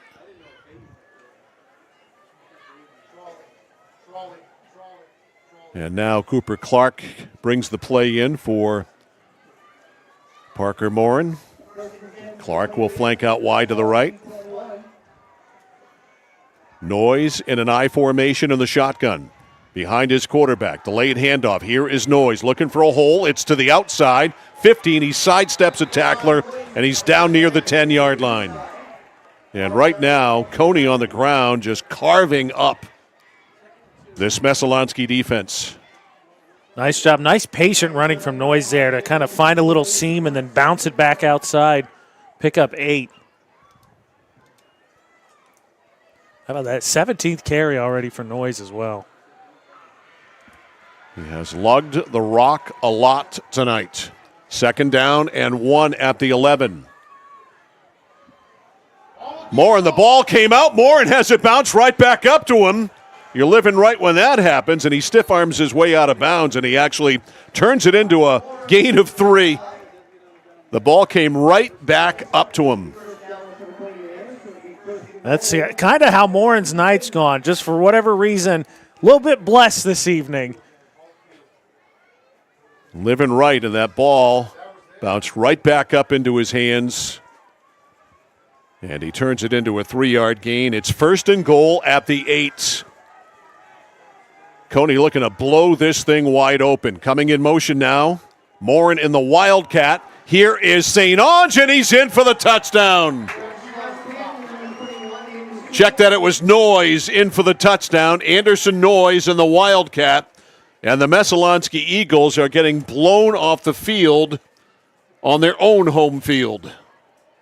Well, that's a wrinkle I wasn't expecting. Noyes takes a direct snap earlier in that drive, and then there you get a little Wildcat, like you said, and he punches it in. So Noyes, an 8-yard touchdown run to make it 33-6. And now Boston for the conversion. Snap is down. He drills it. It is up, and it is no good. He pulled it wide left. But with 6:39 to go in the third quarter, it is all Cony. The Rams 33. Messalonskee Eagles 6. You're watching and listening to high school football on The Score. Casella Waste. You see their trucks everywhere all the time. That's because they're out taking care of customers like you. Roll-off dumpsters, they've got them 15 to 50 yards. And they're in your neighborhood picking up the trash so you don't have to worry about it. Weekly, bi-weekly, or monthly from 2 to 10 yards. Casella Waste will also deliver portable toilets when and where you need them. And they offer septic services. Call to learn more about Casella Waste. 872-8257, 872-8257 for Casella Waste. I'm Drew. I'm Jeremy. We are JDH3 Designs. We're a Maine family offering laser engraving of just about anything and custom apparel. We love to work with other local businesses as well as people within the community to bring your design ideas to life. JDH3 Designs. Visit their website at jdh3designs.com and like them on Facebook. JDH3 Designs. They customize just about anything. Here's Matt Boston's kickoff. It's a shorty. It's taken at the 19. No, it's dropped, picked up. 25 to the 30, 35 to the 40-yard line. And finally, Brunel is hauled down at the 40-yard line. On that touchdown drive, Anderson Noyes, 8 carries for 39 yards and a score. That 8-yard run on the Wildcat. And I had B.L. Lippert on opening drive this morning and asked him if the over-under on the number of passes you attempt tonight is 40, what would you take? And he said under. Good call. Yeah, completely surprised. And for a team, right, with aspirations of playing in the last game of the season, you got to be able to do that, right? You got to be able to put games away. So Messo 1st and 10 from their own 40 with a lot of work to do. Doucette fakes, now fires it long, has a man down there. It's incomplete, double coverage, but still Brunel flashed open for a second there, but it's incomplete. It'll be 2nd and 10. I am just curious, Mike, are we seeing for Messalonskee, maybe, just maybe, there's not quite enough chemistry with those receivers yet? Is the defense tricking Doucette? Because that was his 7th pass attempt. But again, you would have told me Doucette was 3 for 6 in the first half. Just the 6 attempts, I would have thought you were crazy. Well, I think he's the best player on your team, and I want him to be asked to do more than he has done so far. That includes running. He's going to run it here, and he breaks a tackle, breaks another tackle, sidesteps another tackle, and gets to the 47-yard line. That's the kind of thing that he can do, and I would ask him to do more of that. I also think you got to find some space for Brunel somewhere, too. Yeah, I think one of the first passes we saw, right, the flag eliminated the big game, but for Morin was that tunnel screen to Demings to get the big play. I think you get the juices going and just got the mojo, and it feels like they've been rolling since that. He got 6 there, 3rd and 4. 3rd and 4 from the 46, a running clock with 5:45 left in the third. It is 33-6 Cony. Doucette in the gun, trips right, 1 left. Gonna throw it, better do it quickly. Avoids a tackler, breaks through, now is at midfield, 45, Doucette 40. Doucette with a stiff arm and out of bounds. He is trouble. He is out of bounds at the 37-yard line, and he made 3 or 4 people miss there. That's the highlight. I mean, he's a human highlight reel. You beat me to it, but I was thinking at the exact same time. We talked to him. Obviously, you got to see the interview. He has massive thighs, and so you got to make sure you wrap him up if you're going to take him down. Gets to the 37-yard line, got out of bounds, 1st and 10, Messo. Yeah, give him 17 on that one. At the Cony 37. Sends Cusano in motion, fakes the handoff, keeps it himself, gets tagged.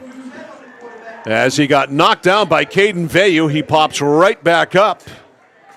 But Doucette gets to the 30-yard line, give him a gain of 7, however. I don't know that that would look like crown a helmet right there. He took a helmet shot. Yeah, that was a pretty high hit. But how about that fake pitch? And I think for nothing else, Mike, I think to your point, you just have to do this for the sake of just trying to get something going, and then hopefully the rest of the team starts to come along once you finally get the offense going. And Doucette had to come out of the game after that hit. Owen Gagne is in. He is on the bench standing, and I think we'll see him come back in, but he had to come out after that hit. Handoff up the guts. Or check that, it is Finn Minkle in at quarterback. And now Doucette will go back in. So Minkle takes 1 snap, and Doucette back in the ball game. And the handoff there to Rancourt, and Rancourt got the first down. Rancourt been up to this point. Doucette is starting to pile on some yards here. Rancourt been the lone, pretty much the lone bright spot. First half, 15 carries, 105 yards. 1st and 10 from the 26. Pitch out left side. Here's Rancourt. Rancourt with room. Bounces to the outside. To the 10. To the 5. Touchdown! Well, there. Landon Rancourt takes it in from 26. And I think to your point, again, Mike, that just started, I think Doucette got to do it. Somebody's got to make the first play, and I think Doucette got things going, and then Rancourt able to finish that one off. So a 60-yard drive capped off by a 26-yard run by Landon Rancourt. Finn Minkle will attempt the conversion. He has missed them both so far. Missed one and missed a field goal so far. That one is driven through, and it is good by Finn Minkle. 3:50 to go in the third. A little spark for Messalonskee. The score, Cony 33, Messalonskee 13. This is high school football on The Score. For us, it's a family business that is steeped in tradition. You know, our relationship with Waterville goes back a long ways. Over the years, we've been fortunate enough to grow, and we've been able to grow with the town. We look at the work that we do as something bigger than just the sale of a car or the servicing of an automobile. We're here to be a part of something bigger than just ourselves by giving back to the community with our time and our energy, because it's all about taking care of people. At Central Maine Community College, your future is our priority. I'm going to be a preschool teacher. An HVAC technician. Pediatric nurse. Whether your college journey is starting here, I'm going to be an architect. Physical therapist. I'm gonna be a lawyer. or we're a stop along the way. I'm going to be a doctor. A machinist. Honestly, not 100% sure yet. With over 40 programs, I'm gonna be a graphic designer. An athletic trainer. there is something for everyone. CMCC. Your future starts here. Well, on the ensuing kickoff after the touchdown run by Landon Rancourt, sort of an onside kick, but not really. It ends up being recovered by Cony at their own 30-yard line. So that's where the Rams will take over 1st and 10. On their own 30, leading here 33-13, running the football at will so far in this game with 3:48 to go in the third quarter. And they're going to stick with the ball on the ground. The give to Anderson Noyes on first down, and Noyes a gain of 4. Actually, give him yardage to the 39-yard line. That's 5. No, take it back. The original line of scrimmage was the 31, now the 34, so a 3-yard gain. So a gain of 3. 2nd down and 7. B.L. Lippert's done some interesting things. He has run Noyes as a Wildcat quarterback. It resulted in a touchdown on one play. This time it's a conventional handoff, Morin to Noyes, and Noyes over the 35 to the 36. First 20 points scored by Cony, and they have not looked back. Yeah, and 7 of those, I think. Yeah, I think it was 14-0. So 7 of those, no, it was 6. They missed the extra point on the last one. 6 of those came from a pick 6. Apologies, I had to reflect back. Reflect you did. 3rd down and 5. Morin in the gun. Going to throw it. Setting up a screen and realizes there's nothing there and just flat out buries it. Take the down and move on. It just wasn't there. Yeah, like you said, you got a big lead here. As much as you may hate it, don't compound it by turning it over and giving them a real short field. Absolutely not. You realize as a quarterback it's not there. You bury it. So Brunel will drop back to return the punt of Parker Morin. Tomorrow, Winslow hosting MCI, 1 o'clock from Poulin Field in Winslow. AJ and I will have the call for you here on The Score. And good news, if you like the rushing in this game, I've got great news for you about tomorrow's game. 4th and 5. Here's the punt by Morin, a knuckleball. Brunel 31. Brunel 35, 40, Brunel 45, Brunel midfield, still in bounds, Brunel to the 35, and Drake Brunel to the 34. That's a play you're looking for from your senior. 34 yards on the return. That's Messalonskee. All of a sudden, finally, you get a touchdown, you get a 3 and out, now you get the big punt return.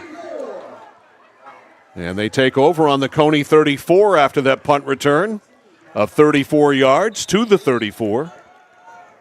So let's see if they can do it again.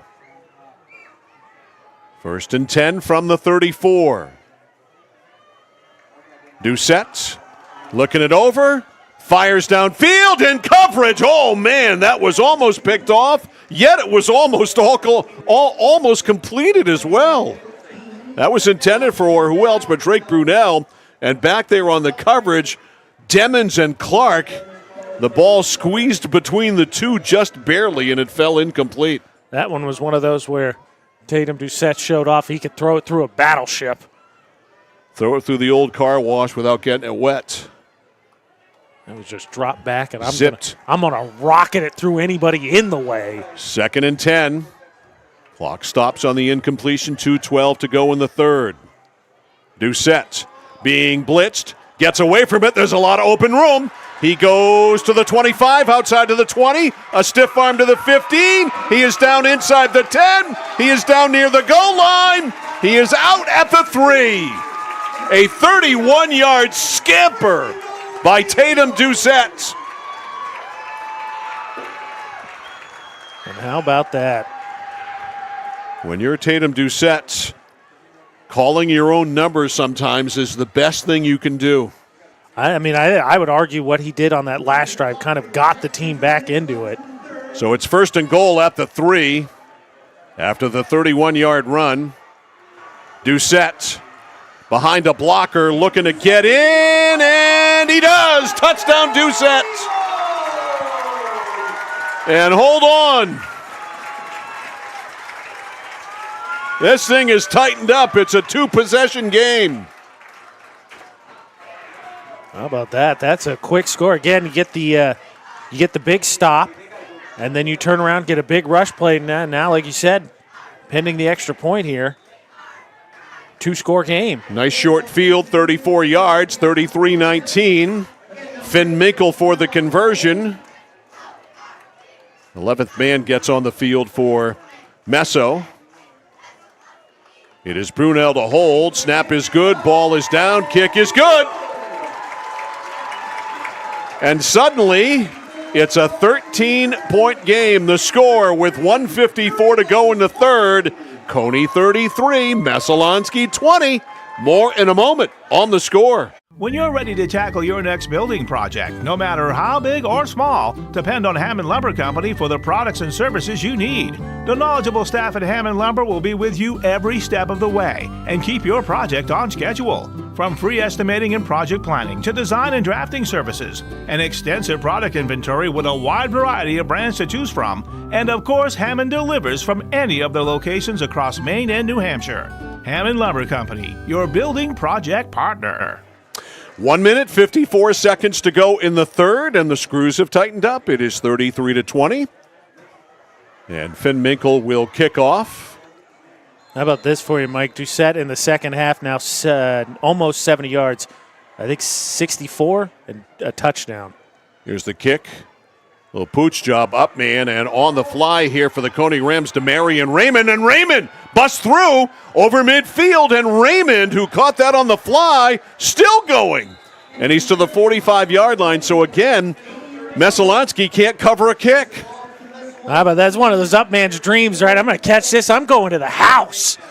Now, you try all of these things, and I'm telling you, nothing works better than kicking the ball as deep as you can, and we might have a flag down here. We have a face mask on Messalonskee to make it even worse. That's compounding. So the Eagles get a nice touchdown drive, score, give up a big kickoff return, and then compound that return by committing a face mask penalty.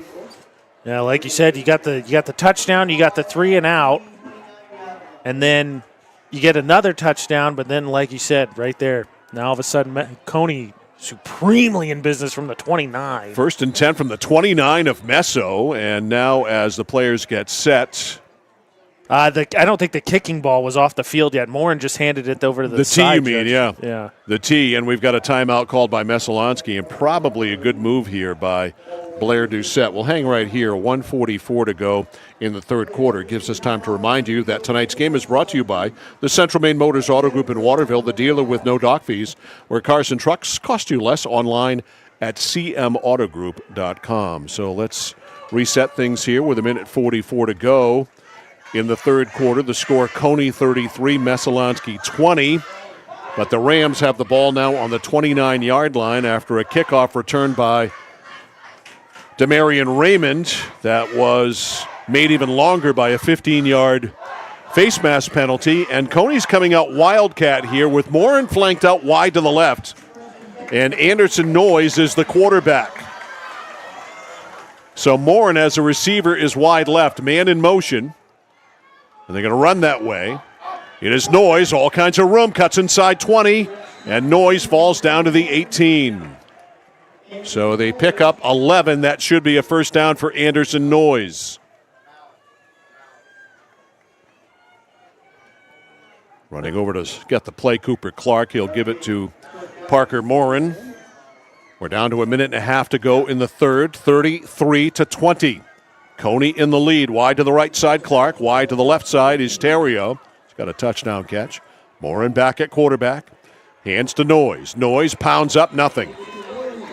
Middle of that line, setting up big time there, and on the tackle.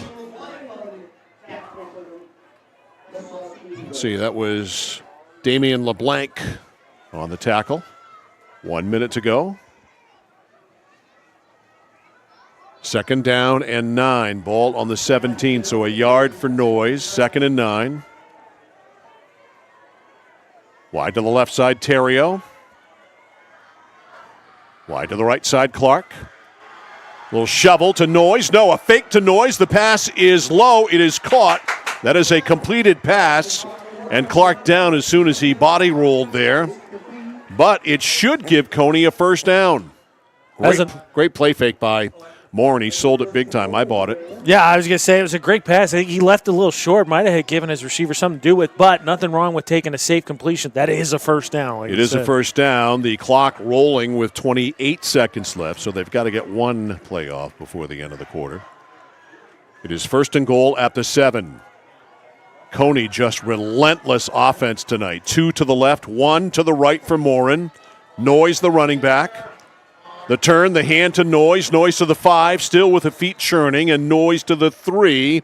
And that'll be the final play, that is, of the third quarter. 3 done. Cony still in control and threatening to score more. The score, Cony 33, Messalonskee 20.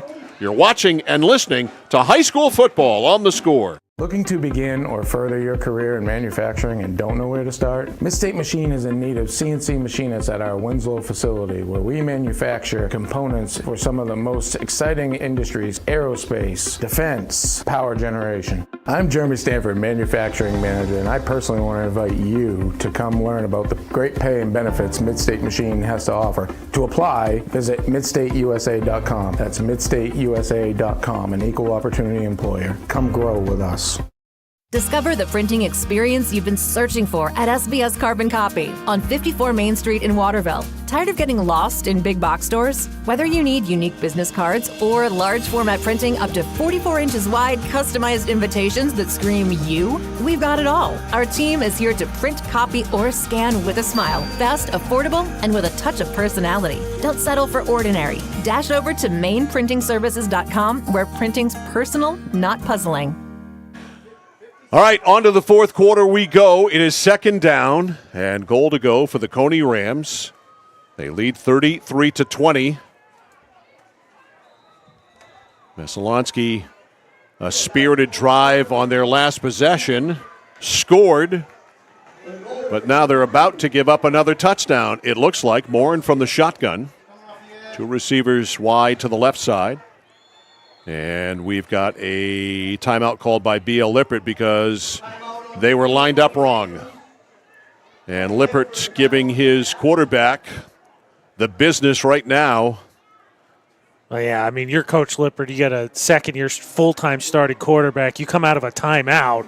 You just you come out of a break, you waste a timeout when something should have been set. Yeah, somebody's not lined up right or whatever the case may be. So a timeout used there by Cony. That is the first one they have used in the second half. Each team has 2 remaining. Each team has 2 remaining. And now the Rams sent back on the field. And if ever a stop was necessary, this would be the time to do it for Messo. Big time. I talked to you before the game. We talked a little bit pregame. I think in the red zone, sometime this season, I thought Morin, you're going to see him maybe be a little bit more of a weapon because he's got good length, but Messo in the second half hasn't really been able to stop Noise. All right. Morin has Noise to his right. Brings Demons in motion. They're going to hand it to Noise, and Noise gets maybe a yard. They tried a lot of misdirection there with the motion. It didn't work. But when you've got a 13-point lead, a 2-score lead, you can take your time here. There's no sense of urgency, and run the right play. Yeah, no problem, too. Like you said, just getting the clock rolling. Which it is. 11 and a half to go in the fourth quarter. Wide to the left side, Terrio. The slot man out there, Demons. Wide to the right side is Clark. Morin rolling, throwing across his body. Flips it, it's picked off! It is intercepted in the end zone for a touchback. A huge turnover on the pick, and I believe it was Drake Brunell again. One guy you don't want to take a risk with. Morin's been playing with fire. He's thrown up a couple that had a chance, and that one just lobbed, and Brunell was in a great position, comes down with it. And again, to be perfectly honest with you, that was a hideous throw. Yes, it was a bad pass. Terrible throw by Parker Morin. Brunell, the ultimate ball hawk right there. So you might want to fasten your seatbelts a little bit tighter. 11:18 to go in regulation. It's a 2-score game. And the very dangerous Tatum Doucette has the football at his own 20. So what was once comfortable now is not.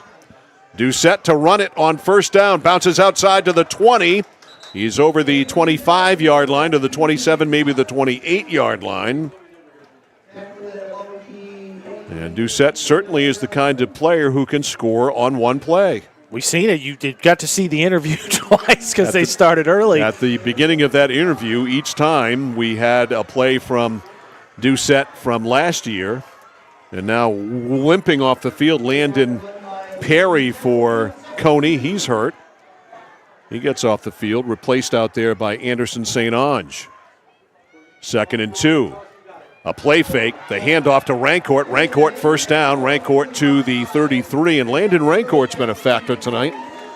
Yeah, that's his 19th carry. If I get the yardage here real quick. The sophomore's had a good game. 18th carry, 137 yards. He's had a better than good game. He's had a very good game. With a TD.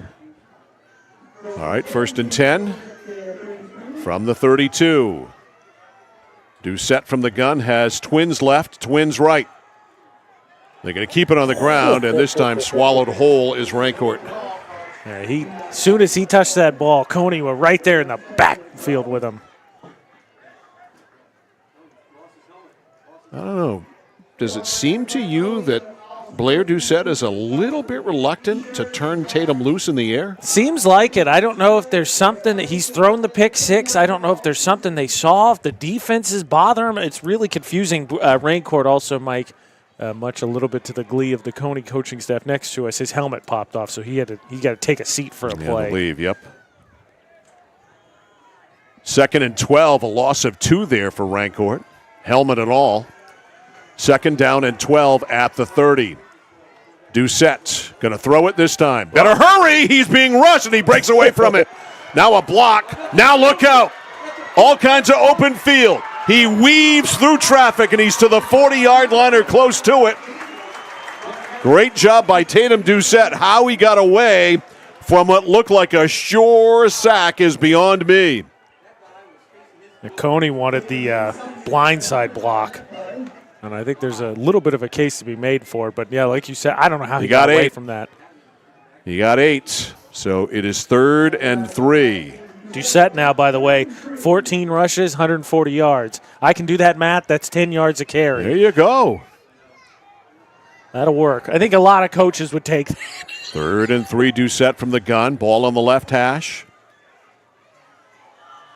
Doucette keeps. He's got the first down, 45. Doucette to the 49-yard line. Wrapped up finally On the play by Anderson St. Onge, but not before Doucette gets the first. They spot him down at the 49, 1st and 10 Meso.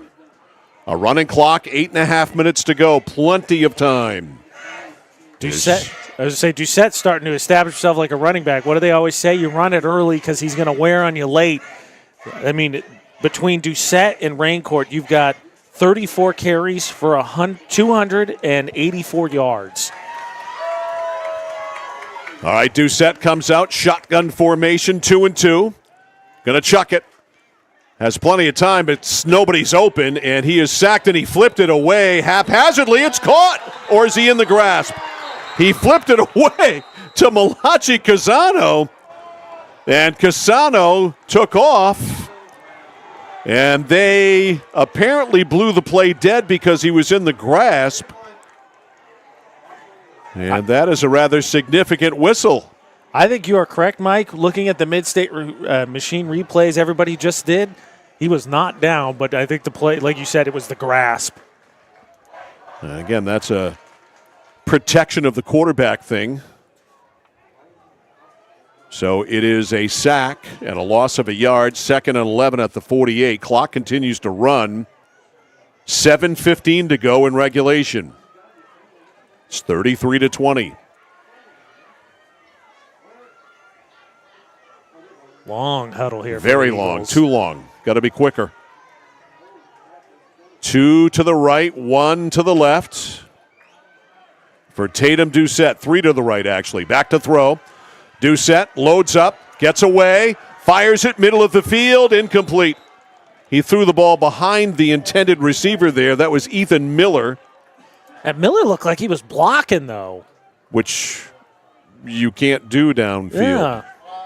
I think you're seeing that might be the answer to your question, Mike. We talked about the big playmakers for both these teams, Card for Meso, Surgeon for Cony graduating.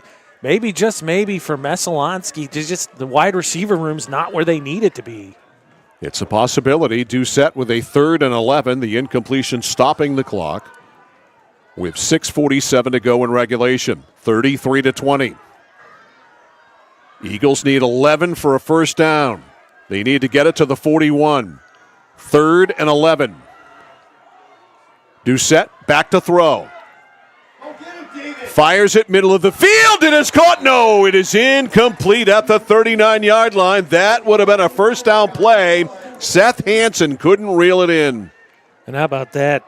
You see there what his rushing ability is able to do, because that pass rusher gets a clean rush but then slows down because he doesn't want to get juked out of his shoes. How about this, Mike, by the way, with the clock stopped at 6:40, that was just Doucette's 10th pass attempt, and he is 0 for 4 here in the second half. Guess what? They're going for it on 4th down. A gamble for sure for Blair Doucette. They're going for it on 4th and 11. At least it looks like they are. And they are. Doucette looking, firing downfield, and it's caught! Brunel hauled it in! He is down at the 7-yard line! Give him 45. On 4th and 11, a certified gamble by Blair Doucette, and a strike thrown by Tatum Doucette. And a terrific catch by Drake Brunel. And Cony, you know that's the guy you got to watch. They're going for it. You got to find 8. 1st and 10 from the 12. Meso in business. Doucette rolling to the right, looking for a hole there. There isn't one. And Doucette down. Might have gotten a yard. Clock rolling at 6:05. What a monster play. That's one of the plays of the year so far. Of course, the year is only 3.5 quarters long. Got an injured Messalonskee player hobbling off the field for the Eagles. Not good, Denny Martin. Looks like a upper body injury. 2nd down and 9. Again, they're taking way too much time. Especially considering they've already burned one of their timeouts. 5.5 minutes left. 2nd down and 9 at the 11. Got to have a sense of urgency here. And now we have delay of game. Ooh. That is a killer penalty on Messalonskee. You simply can't have that. Delay of game is called. It just, like you said, can't be the case, too, especially you should be in the hurry. You should be in hurry up. You should really be in a hurry-up offense right now. That backs him up, to 16? Yeah, you shouldn't have to be calling plays. You shouldn't have to huddle. So 2nd and 14 at the 16. Doucette standing in the pocket, firing. It's caught right there. Goal line touchdown! That should be a touchdown. It is.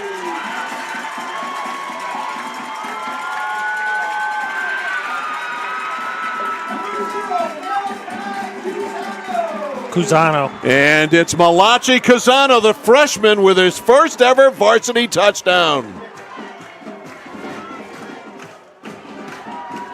That was a wicked strike thrown there by Doucette, 33-26. Here's the conversion by Finn Minkle. Snap good. It is down. The kick is through.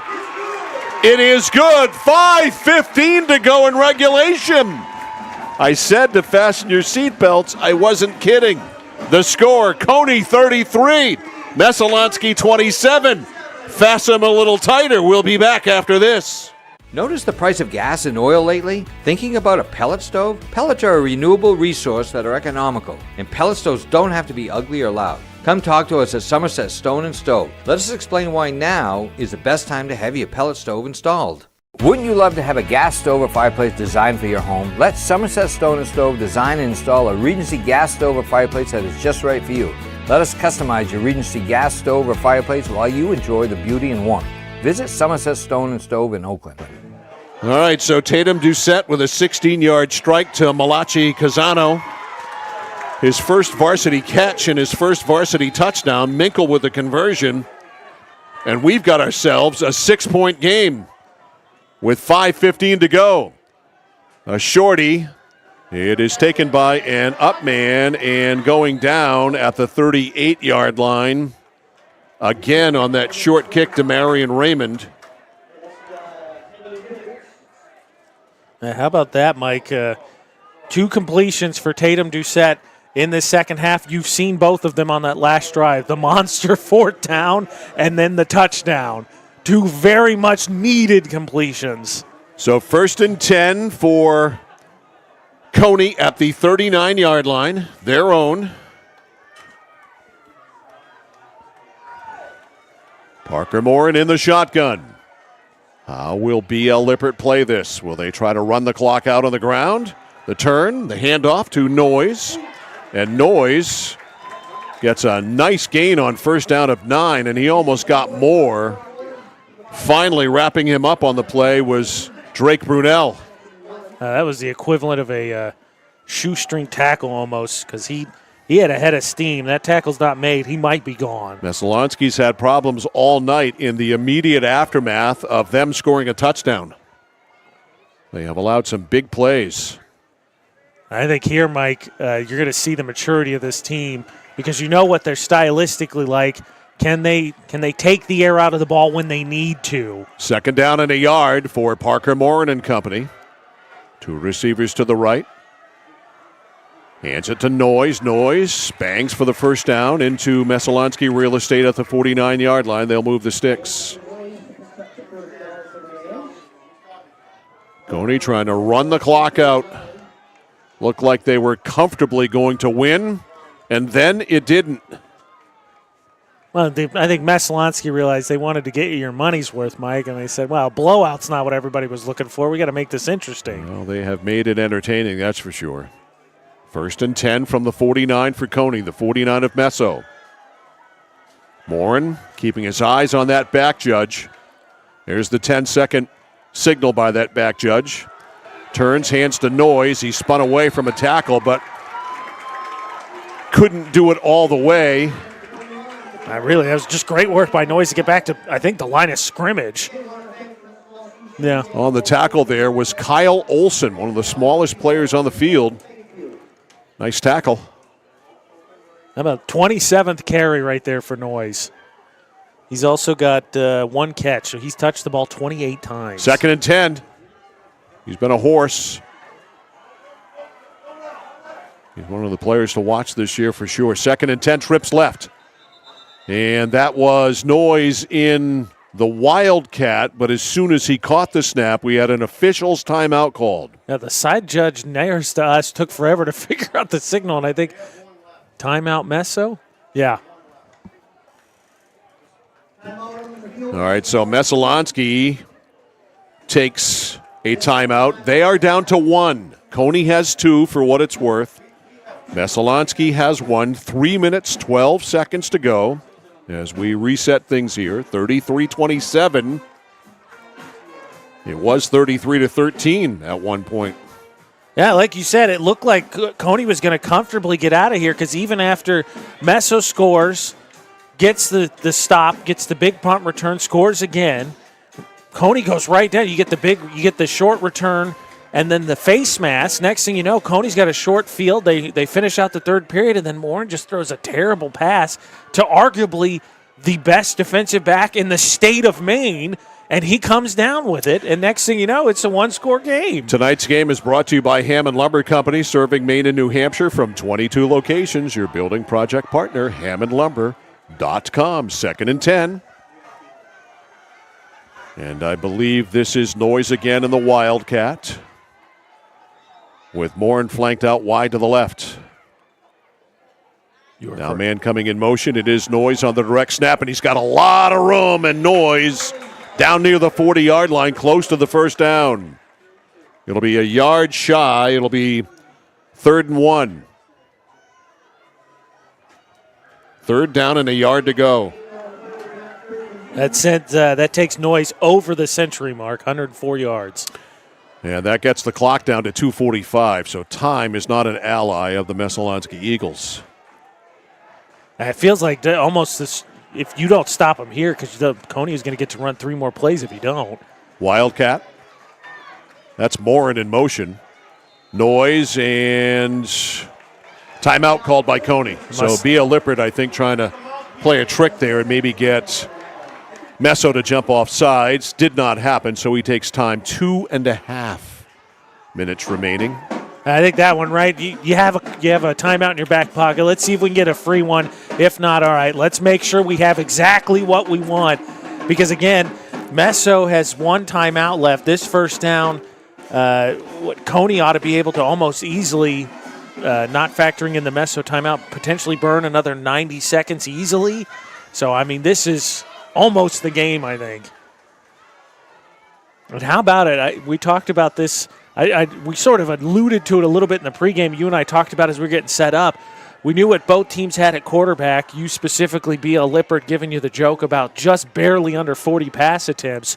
But Cony tonight showing that they trust that offensive line, and when they want to, can just turn around and hand it off and slow the game down, mix up the pace, or just put it away. Yeah, it's a good group, that offensive line. Everybody came back. And it shows they're playing some terrific football. Noyes will stay as the Wildcat quarterback. Morin is wide to the left. 3rd and 2 from the 41. Snap to Noyes. It was low. He picked it up. He's got the 1st and more. He's down to the 33-yard line. They'll stop the clock and quickly move the sticks. Big run by Noyes there. So Messo's only got 1 timeout left.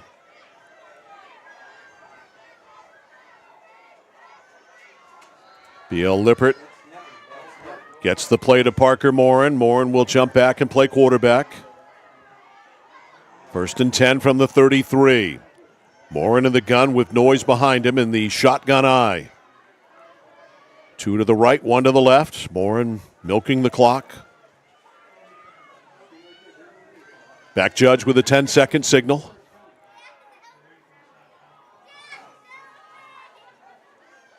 And And are they going to take a penalty, or did they take a timeout? They took the timeout. I'm surprised Cony would burn the last timeout they have so haphazardly. What if you really do get yourself in a bind, you're lined up, you don't like it? I'm surprised you cash that one in. Because, I mean, does the yardage really hurt you? I just soon take a penalty there. Yeah, I'm with you. In all honesty. We'll see, but I'm with you. I think I'd take the 5 because at this point the clock is what you're more concerned about as opposed to another first down. Don't be wrong, another first down and then it's over, but I'm just surprised that you wouldn't want to keep one in your back pocket just in case. All of this happening with 1:46 left in regulation. It'll be 1st and 10 from the 33-yard line after the Cony timeout. So now the clock will start when the ball is snapped. How about the trust Lippert has in Noise? Guy that saw a little bit of time. I think he had some run at receiver last year. But it's only a sophomore. That's what I'm saying. To take the Wildcat in that last situation, it's 3rd and 1, potentially almost a game-sealing snap. He picks it up off the turf, picks up 8, and gets that first down. And here he is in the Wildcat again. He's playing Wildcat again. A lot of trust in Anderson Noise from the Wildcat. The snap. Nice juke move, and Noise inside. 25, 20, and Noise down to the 13-yard line. That is a first down for Anderson Noise. That one, a big one. Almost, Messo's still sitting on that timeout, but it feels like got to be about a game clincher right there. Well, if they score here, it's over.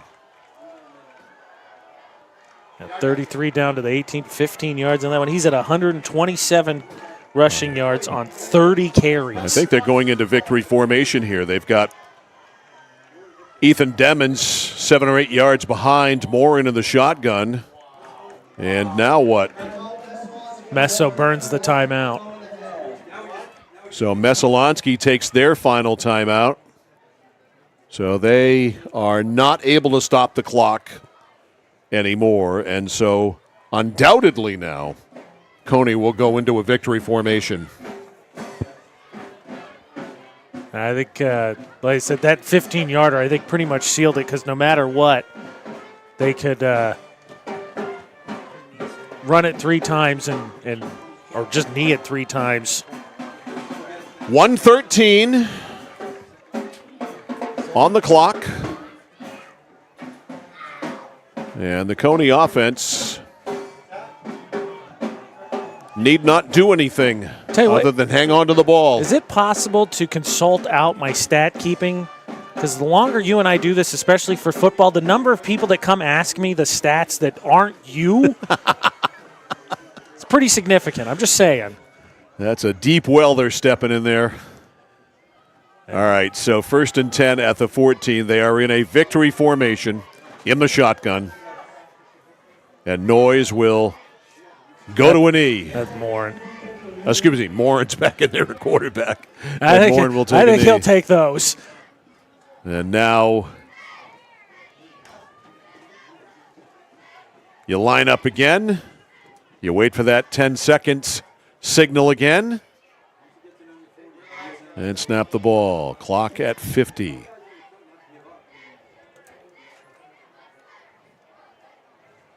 Morin eyeing that back judge. There's the 10-second signal. Clock at 37. There's the snap. There's the knee. And that is the final knee that they have to take. And so the Cony Rams, I guess you would have to say, hang on. Yeah. But hang on, they did. They had a 33-13 lead and looked like this was going to be a laugher. Tatum Doucette and Messalonskee came back and made it more than interesting. The final score in this one, the Cony Rams 33 and the Messalonskee Eagles 27. The postgame show and our score player of the game coming up after these messages. You are watching and listening to high school football on The Score. Raising money for our cause, supporting our neighbors, helping to recognize those that should be recognized, providing educational opportunities, working together to make someone's day just a bit brighter. Our employees enjoy being a part of making our communities a better place to live and work. Skowhegan Savings Bank. At Central Maine Community College, we are building things that last. We're investing in technology, new facilities, and offering more degree programs than ever before. You can get the traditional college experience at a fraction of the cost, and for some, it's even free. Wait, did she just say free? That's right, free tuition for Maine high school grads from 2020 through 25. Set your goals and find your path at CM. Let's build a future together. For the safety of you and your family, 201 Tire Battery and Service on Riverside Drive in Vassalboro offers only the best and most reliable tires and batteries, including used batteries for your ride, cars, motorcycles, and more. And tires for everything. Tractors, lawnmowers, your car and truck, custom rims? Yup, of course. Open Monday through Thursday, 7:30 until 5, Friday till 3. Pet friendly with free battery testing and complimentary ice cream. 201 Tire Battery and Service on the Augusta Vassalboro line. Manchester Motors is your official Coyote tractor dealer. If you work the land, you just got to be a jack of all trades type. There's just too much to do. So if you got to be a welder or a farmer or a ditch digger, that's just who you are that day. Then tomorrow, you can be somebody else. Find your Coyote tractor at Manchester Motors, 1031 Western Avenue, Manchester.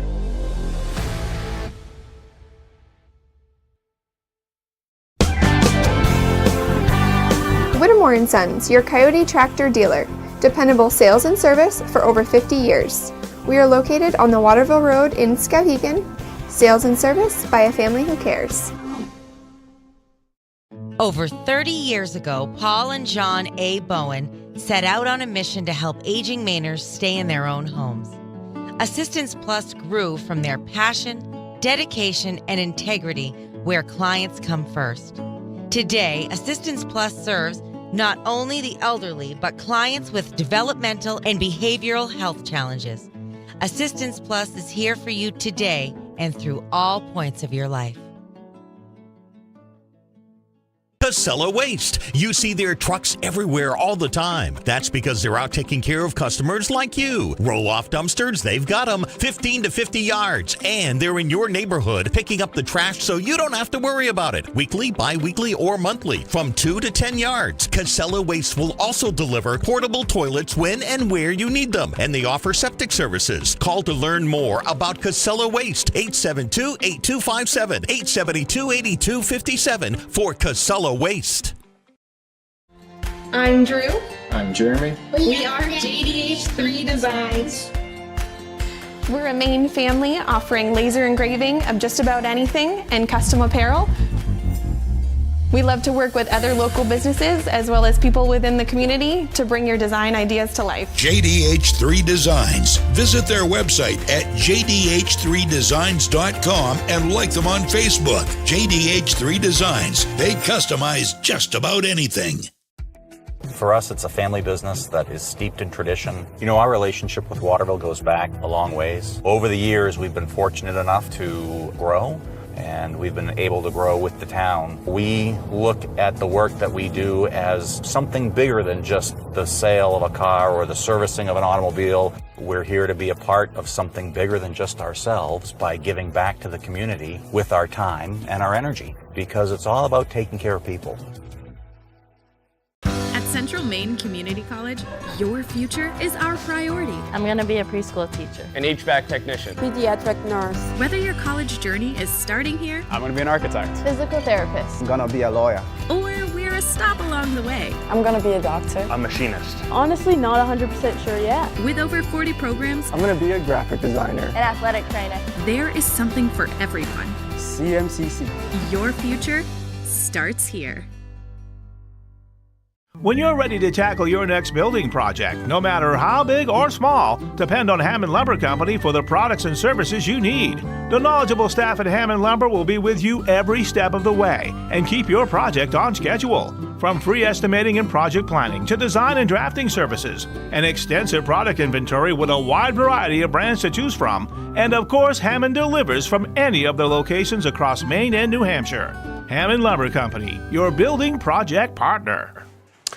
Mike Violet, AJ Knight, and our score crew back here post-game at Veterans Field in Oakland, where the Cony Rams are going to have to change their name from the pass-happy Cony Rams to the 3 yards and a cloud of dust Cony Rams, because they won this game tonight because they ran the football and ran the football really, really well. Yeah, I wouldn't have guessed it. You know, if you're a team that I think wants to win a state championship, no matter how prolific your passing game is, at some point you're going to have to be able to, in a tight game or to close the game out and make the smart decision, I think, be able to take the air out of the ball and just get yourself out of there. And I think what we saw from Cony tonight is the ability to do that, because Morin does make the crucial mistake, as we'll get through the highlights, with the interception in the end zone, and then they don't compound it. They do the smart thing, and they're not only choose to run the ball late, they're able to do it, and that's obviously the big part. Right, yeah, there's a difference between the two. Cony won the coin toss in this game. They won the opening toss, elected to defer, so they kicked off to Messalonskee. Messo went 3 and out, and Cony, well, they did not. They started things, and this 15-yard touchdown pass from Morin to Terrio got it started for the Rams. They led it there by a score of 7-0. Here's Tatum Doucette about to fumble. The ball was knocked out. Is that his fumble? Yes. Okay, that's his fumble. And the ball was knocked out. It was recovered at the 36-yard line, and Cony took it right down the field. This long pass play to Demmons on a terrific catch after a terrific throw by Parker Morin set up a run by Ethan Demmons of 6 yards.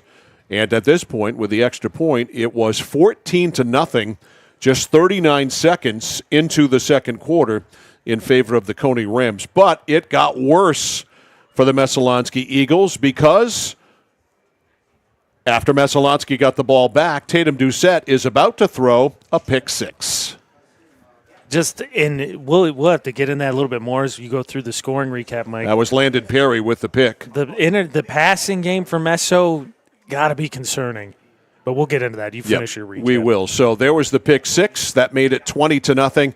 Then Doucette finally got Messalonskee on the board. Watch him sidestep a tackler there. Great agility.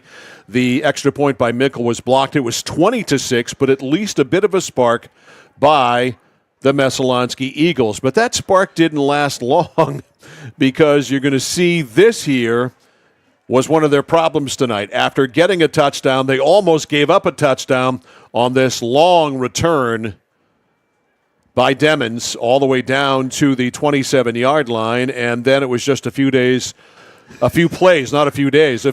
later where Anderson Noyes made him pay, went in from 7 yards out. 27-6 at that point, and that was at halftime. Yeah, that's just a big run by Raincourt here, and then we can talk about that too before we get to the second half highlights. Just this whole end of half was really confusing. Yeah, it was a very sort of weird usage of the clock. Yeah. And a little bit of play selection. The play selection was a little bit off, and to wait all the way to settle for a field goal attempt, which was just, the kick was very low by Minkle, and if it wasn't blocked, it wouldn't have been anywhere near the crossbar even.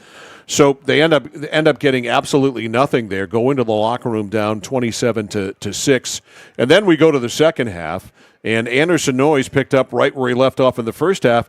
This time, though, as we watch this floater here. That's a big Vayu catch. Yep, that's Vayu, who had 2 big catches tonight, made that. Eventually, this drive is going to result in Anderson Noyes being in the Wildcat, and Noyes is going to take it in from 8 yards out here to extend the lead to 33-6. Direct snap after Morin goes in motion, and Noyes right up the gut for the easy touchdown, 33-6. Messel got it right back, though. Landon Raincourt, very impressive sophomore for the Messalonskee Eagles. This is that Doucette run that started that whole, and I think gave his team some confidence that they were definitely not having coming out of the locker room. So eventually here you're going to see Landon Raincourt take it on the handoff, or the pitch, that is, by Doucette. 26 yards for the touchdown for the impressive sophomore. He had a really good night. AJ will have his numbers here when we get done the highlights. So at that point, with the Raincourt touchdown, 33-13 with the Minkle conversion. And then here's a nice return Yeah, they get the 3 and out. Messo gets the 3 and out after that touchdown. They got the 3 and out that they need. You see the big punt return. Yep. And here is Doucette doing his thing. Doucette weaves to the outside. He's going to take it all the way down to the 3-yard line before he finally got hauled down. And Tatum Doucette took it in on the next play for the score, as he managed to get inside the pylon there. Minkle with the extra point. So at the end of 3, 33-20. Here's a terrible interception by Parker Morin. He just that was just an atrocious pass. You could have seen that coming. You could see it coming. And Messalonskee able to cash in eventually. This is that 4th down pass. It's 4th down and 12, I think, at that point. Yep. A great pass play to Drake Brunel, and finally Malachi Cusano with his first ever varsity catch and his first ever varsity touchdown. But then Mr. Anderson Noyes put this game in his back pocket by doing what he did all night long, which was really run for big yardage all night. And the clock ran out, and Cony won it. I'm surprised. I think Messalonskee showed you some grit, which was a good sign because it looked listless for a while there. I think Doucette, like I said, on that big run you saw before the Raincourt touchdown, the 26-yard run, I think he was able to maybe get some confidence for his team that was really struggling. But the passing game, I mean, let me give you the numbers here, Mike, and you can give me your thoughts on the passing game before we get out of here. So for Messalonskee, Raincourt finished 19 rushes, 135 yards. He had a touchdown. And then Doucette was 17 rushes, $149. He had 2 scores. He did lose that fumble. So they combined 36 rushing yards for 284 yards. They ran the ball well. The concerning thing, they said Doucette 5 for 12, 68 yards, touchdown pick. And he was 2 for 6 in the second half, and you saw both of the completions. It was that big 4th down and that touchdown. You had to have them, but that was it. And then on the other side, Noyes just second half just pounded away. 30 rushes for $127, 2 touchdowns. At halftime, he was 10 for 22 in a score. So he picks up 105 in the second half on 20 carries.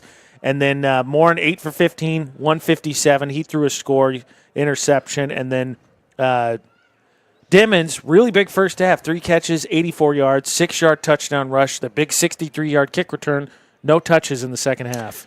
So, Cony Rams' new mantra, 3 yards, cloud of dust. Well, I think too, right? You're going to – I wonder if as much as anything it's the attitude, because one of the things, obviously, big matchup, playoff rematch. Next week we have Cony Lawrence, another big playoff matchup. And, of course, what we're going to talk about a lot, because that's what we do in analyzing the game, is that Lawrence in 2 games versus Cony last year rushed for – I'm ballparking here about 10,000 yards, I think. But, I mean, legitimately down in Cony, it was 500. I know that. And I think in the region championship, it was at least 3 bills. And so I think as much as anything, maybe just a mantra of we have to be more physical. Yeah, BL's Ground Chuck Express. We got to come up with some new nickname for this new Cony ground game that they let out of the bag here tonight. So no surprise, Anderson Noyes is our score player of the game, though. Yeah. He was just huge all night long. So Anderson, congrats, our score player of the game. Other scores from around the state before we call it a night. Winthrop beat Leavitt tonight, 30-0. Really? The final score there. So Leavitt taking a pounding tonight. We'll see where they are in a couple of weeks, though. Portland over Oxford Hills 40-20. Lawrence beat Gardner 26-0 tonight, so Lawrence off to a good start. Lake Region over Yarmouth 46-8 was the final score there. Lewiston in front over Bonnie Eagle 27-12. Noble over Wyndham 28-7 late. And let's see, 8-man football, Mount Ararat over Morse 54-14. Thornton Academy in Class A beat Bangor 42-0. So those are the scores so far tonight. Tomorrow we've got Saturday afternoon football. It's MCI and Winslow getting it on in Winslow. Game time 1 o'clock. We'll be on the air with our pregame show at about 12:50 from Jerry Poulin Memorial Field in Winslow. So that's going to put a wrap on it for us here tonight for AJ's better half, the lovely Ashley Knight, for Galen Neal, who's lovely in his own right, and for AJ Knight. I'm Mike Violet saying good night from Veterans Field in Oakland. Final score here tonight. It ended up being a lot closer than we thought it was going to be at halftime. The final, the Cony Rams 33 and the Messalonskee Eagles 27. Good night.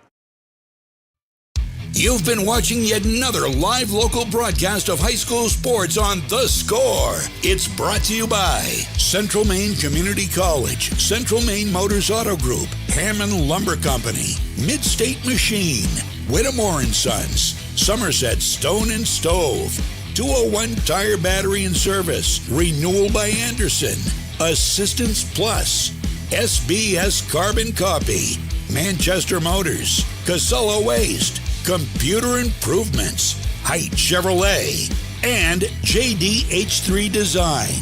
Remember, every game we do on The Score is always available for you to watch again or have someone else watch for the first time. All of our games are stored in the vault at CentralMaineSports.com and also on The Score's YouTube channel at Central Maine Sports. Please go and subscribe. To find out when the next game is on The Score, check out our game schedule at 1160thescore.com or centralmainesports.com. Your team from your town plays here on the place for local sports, The Score.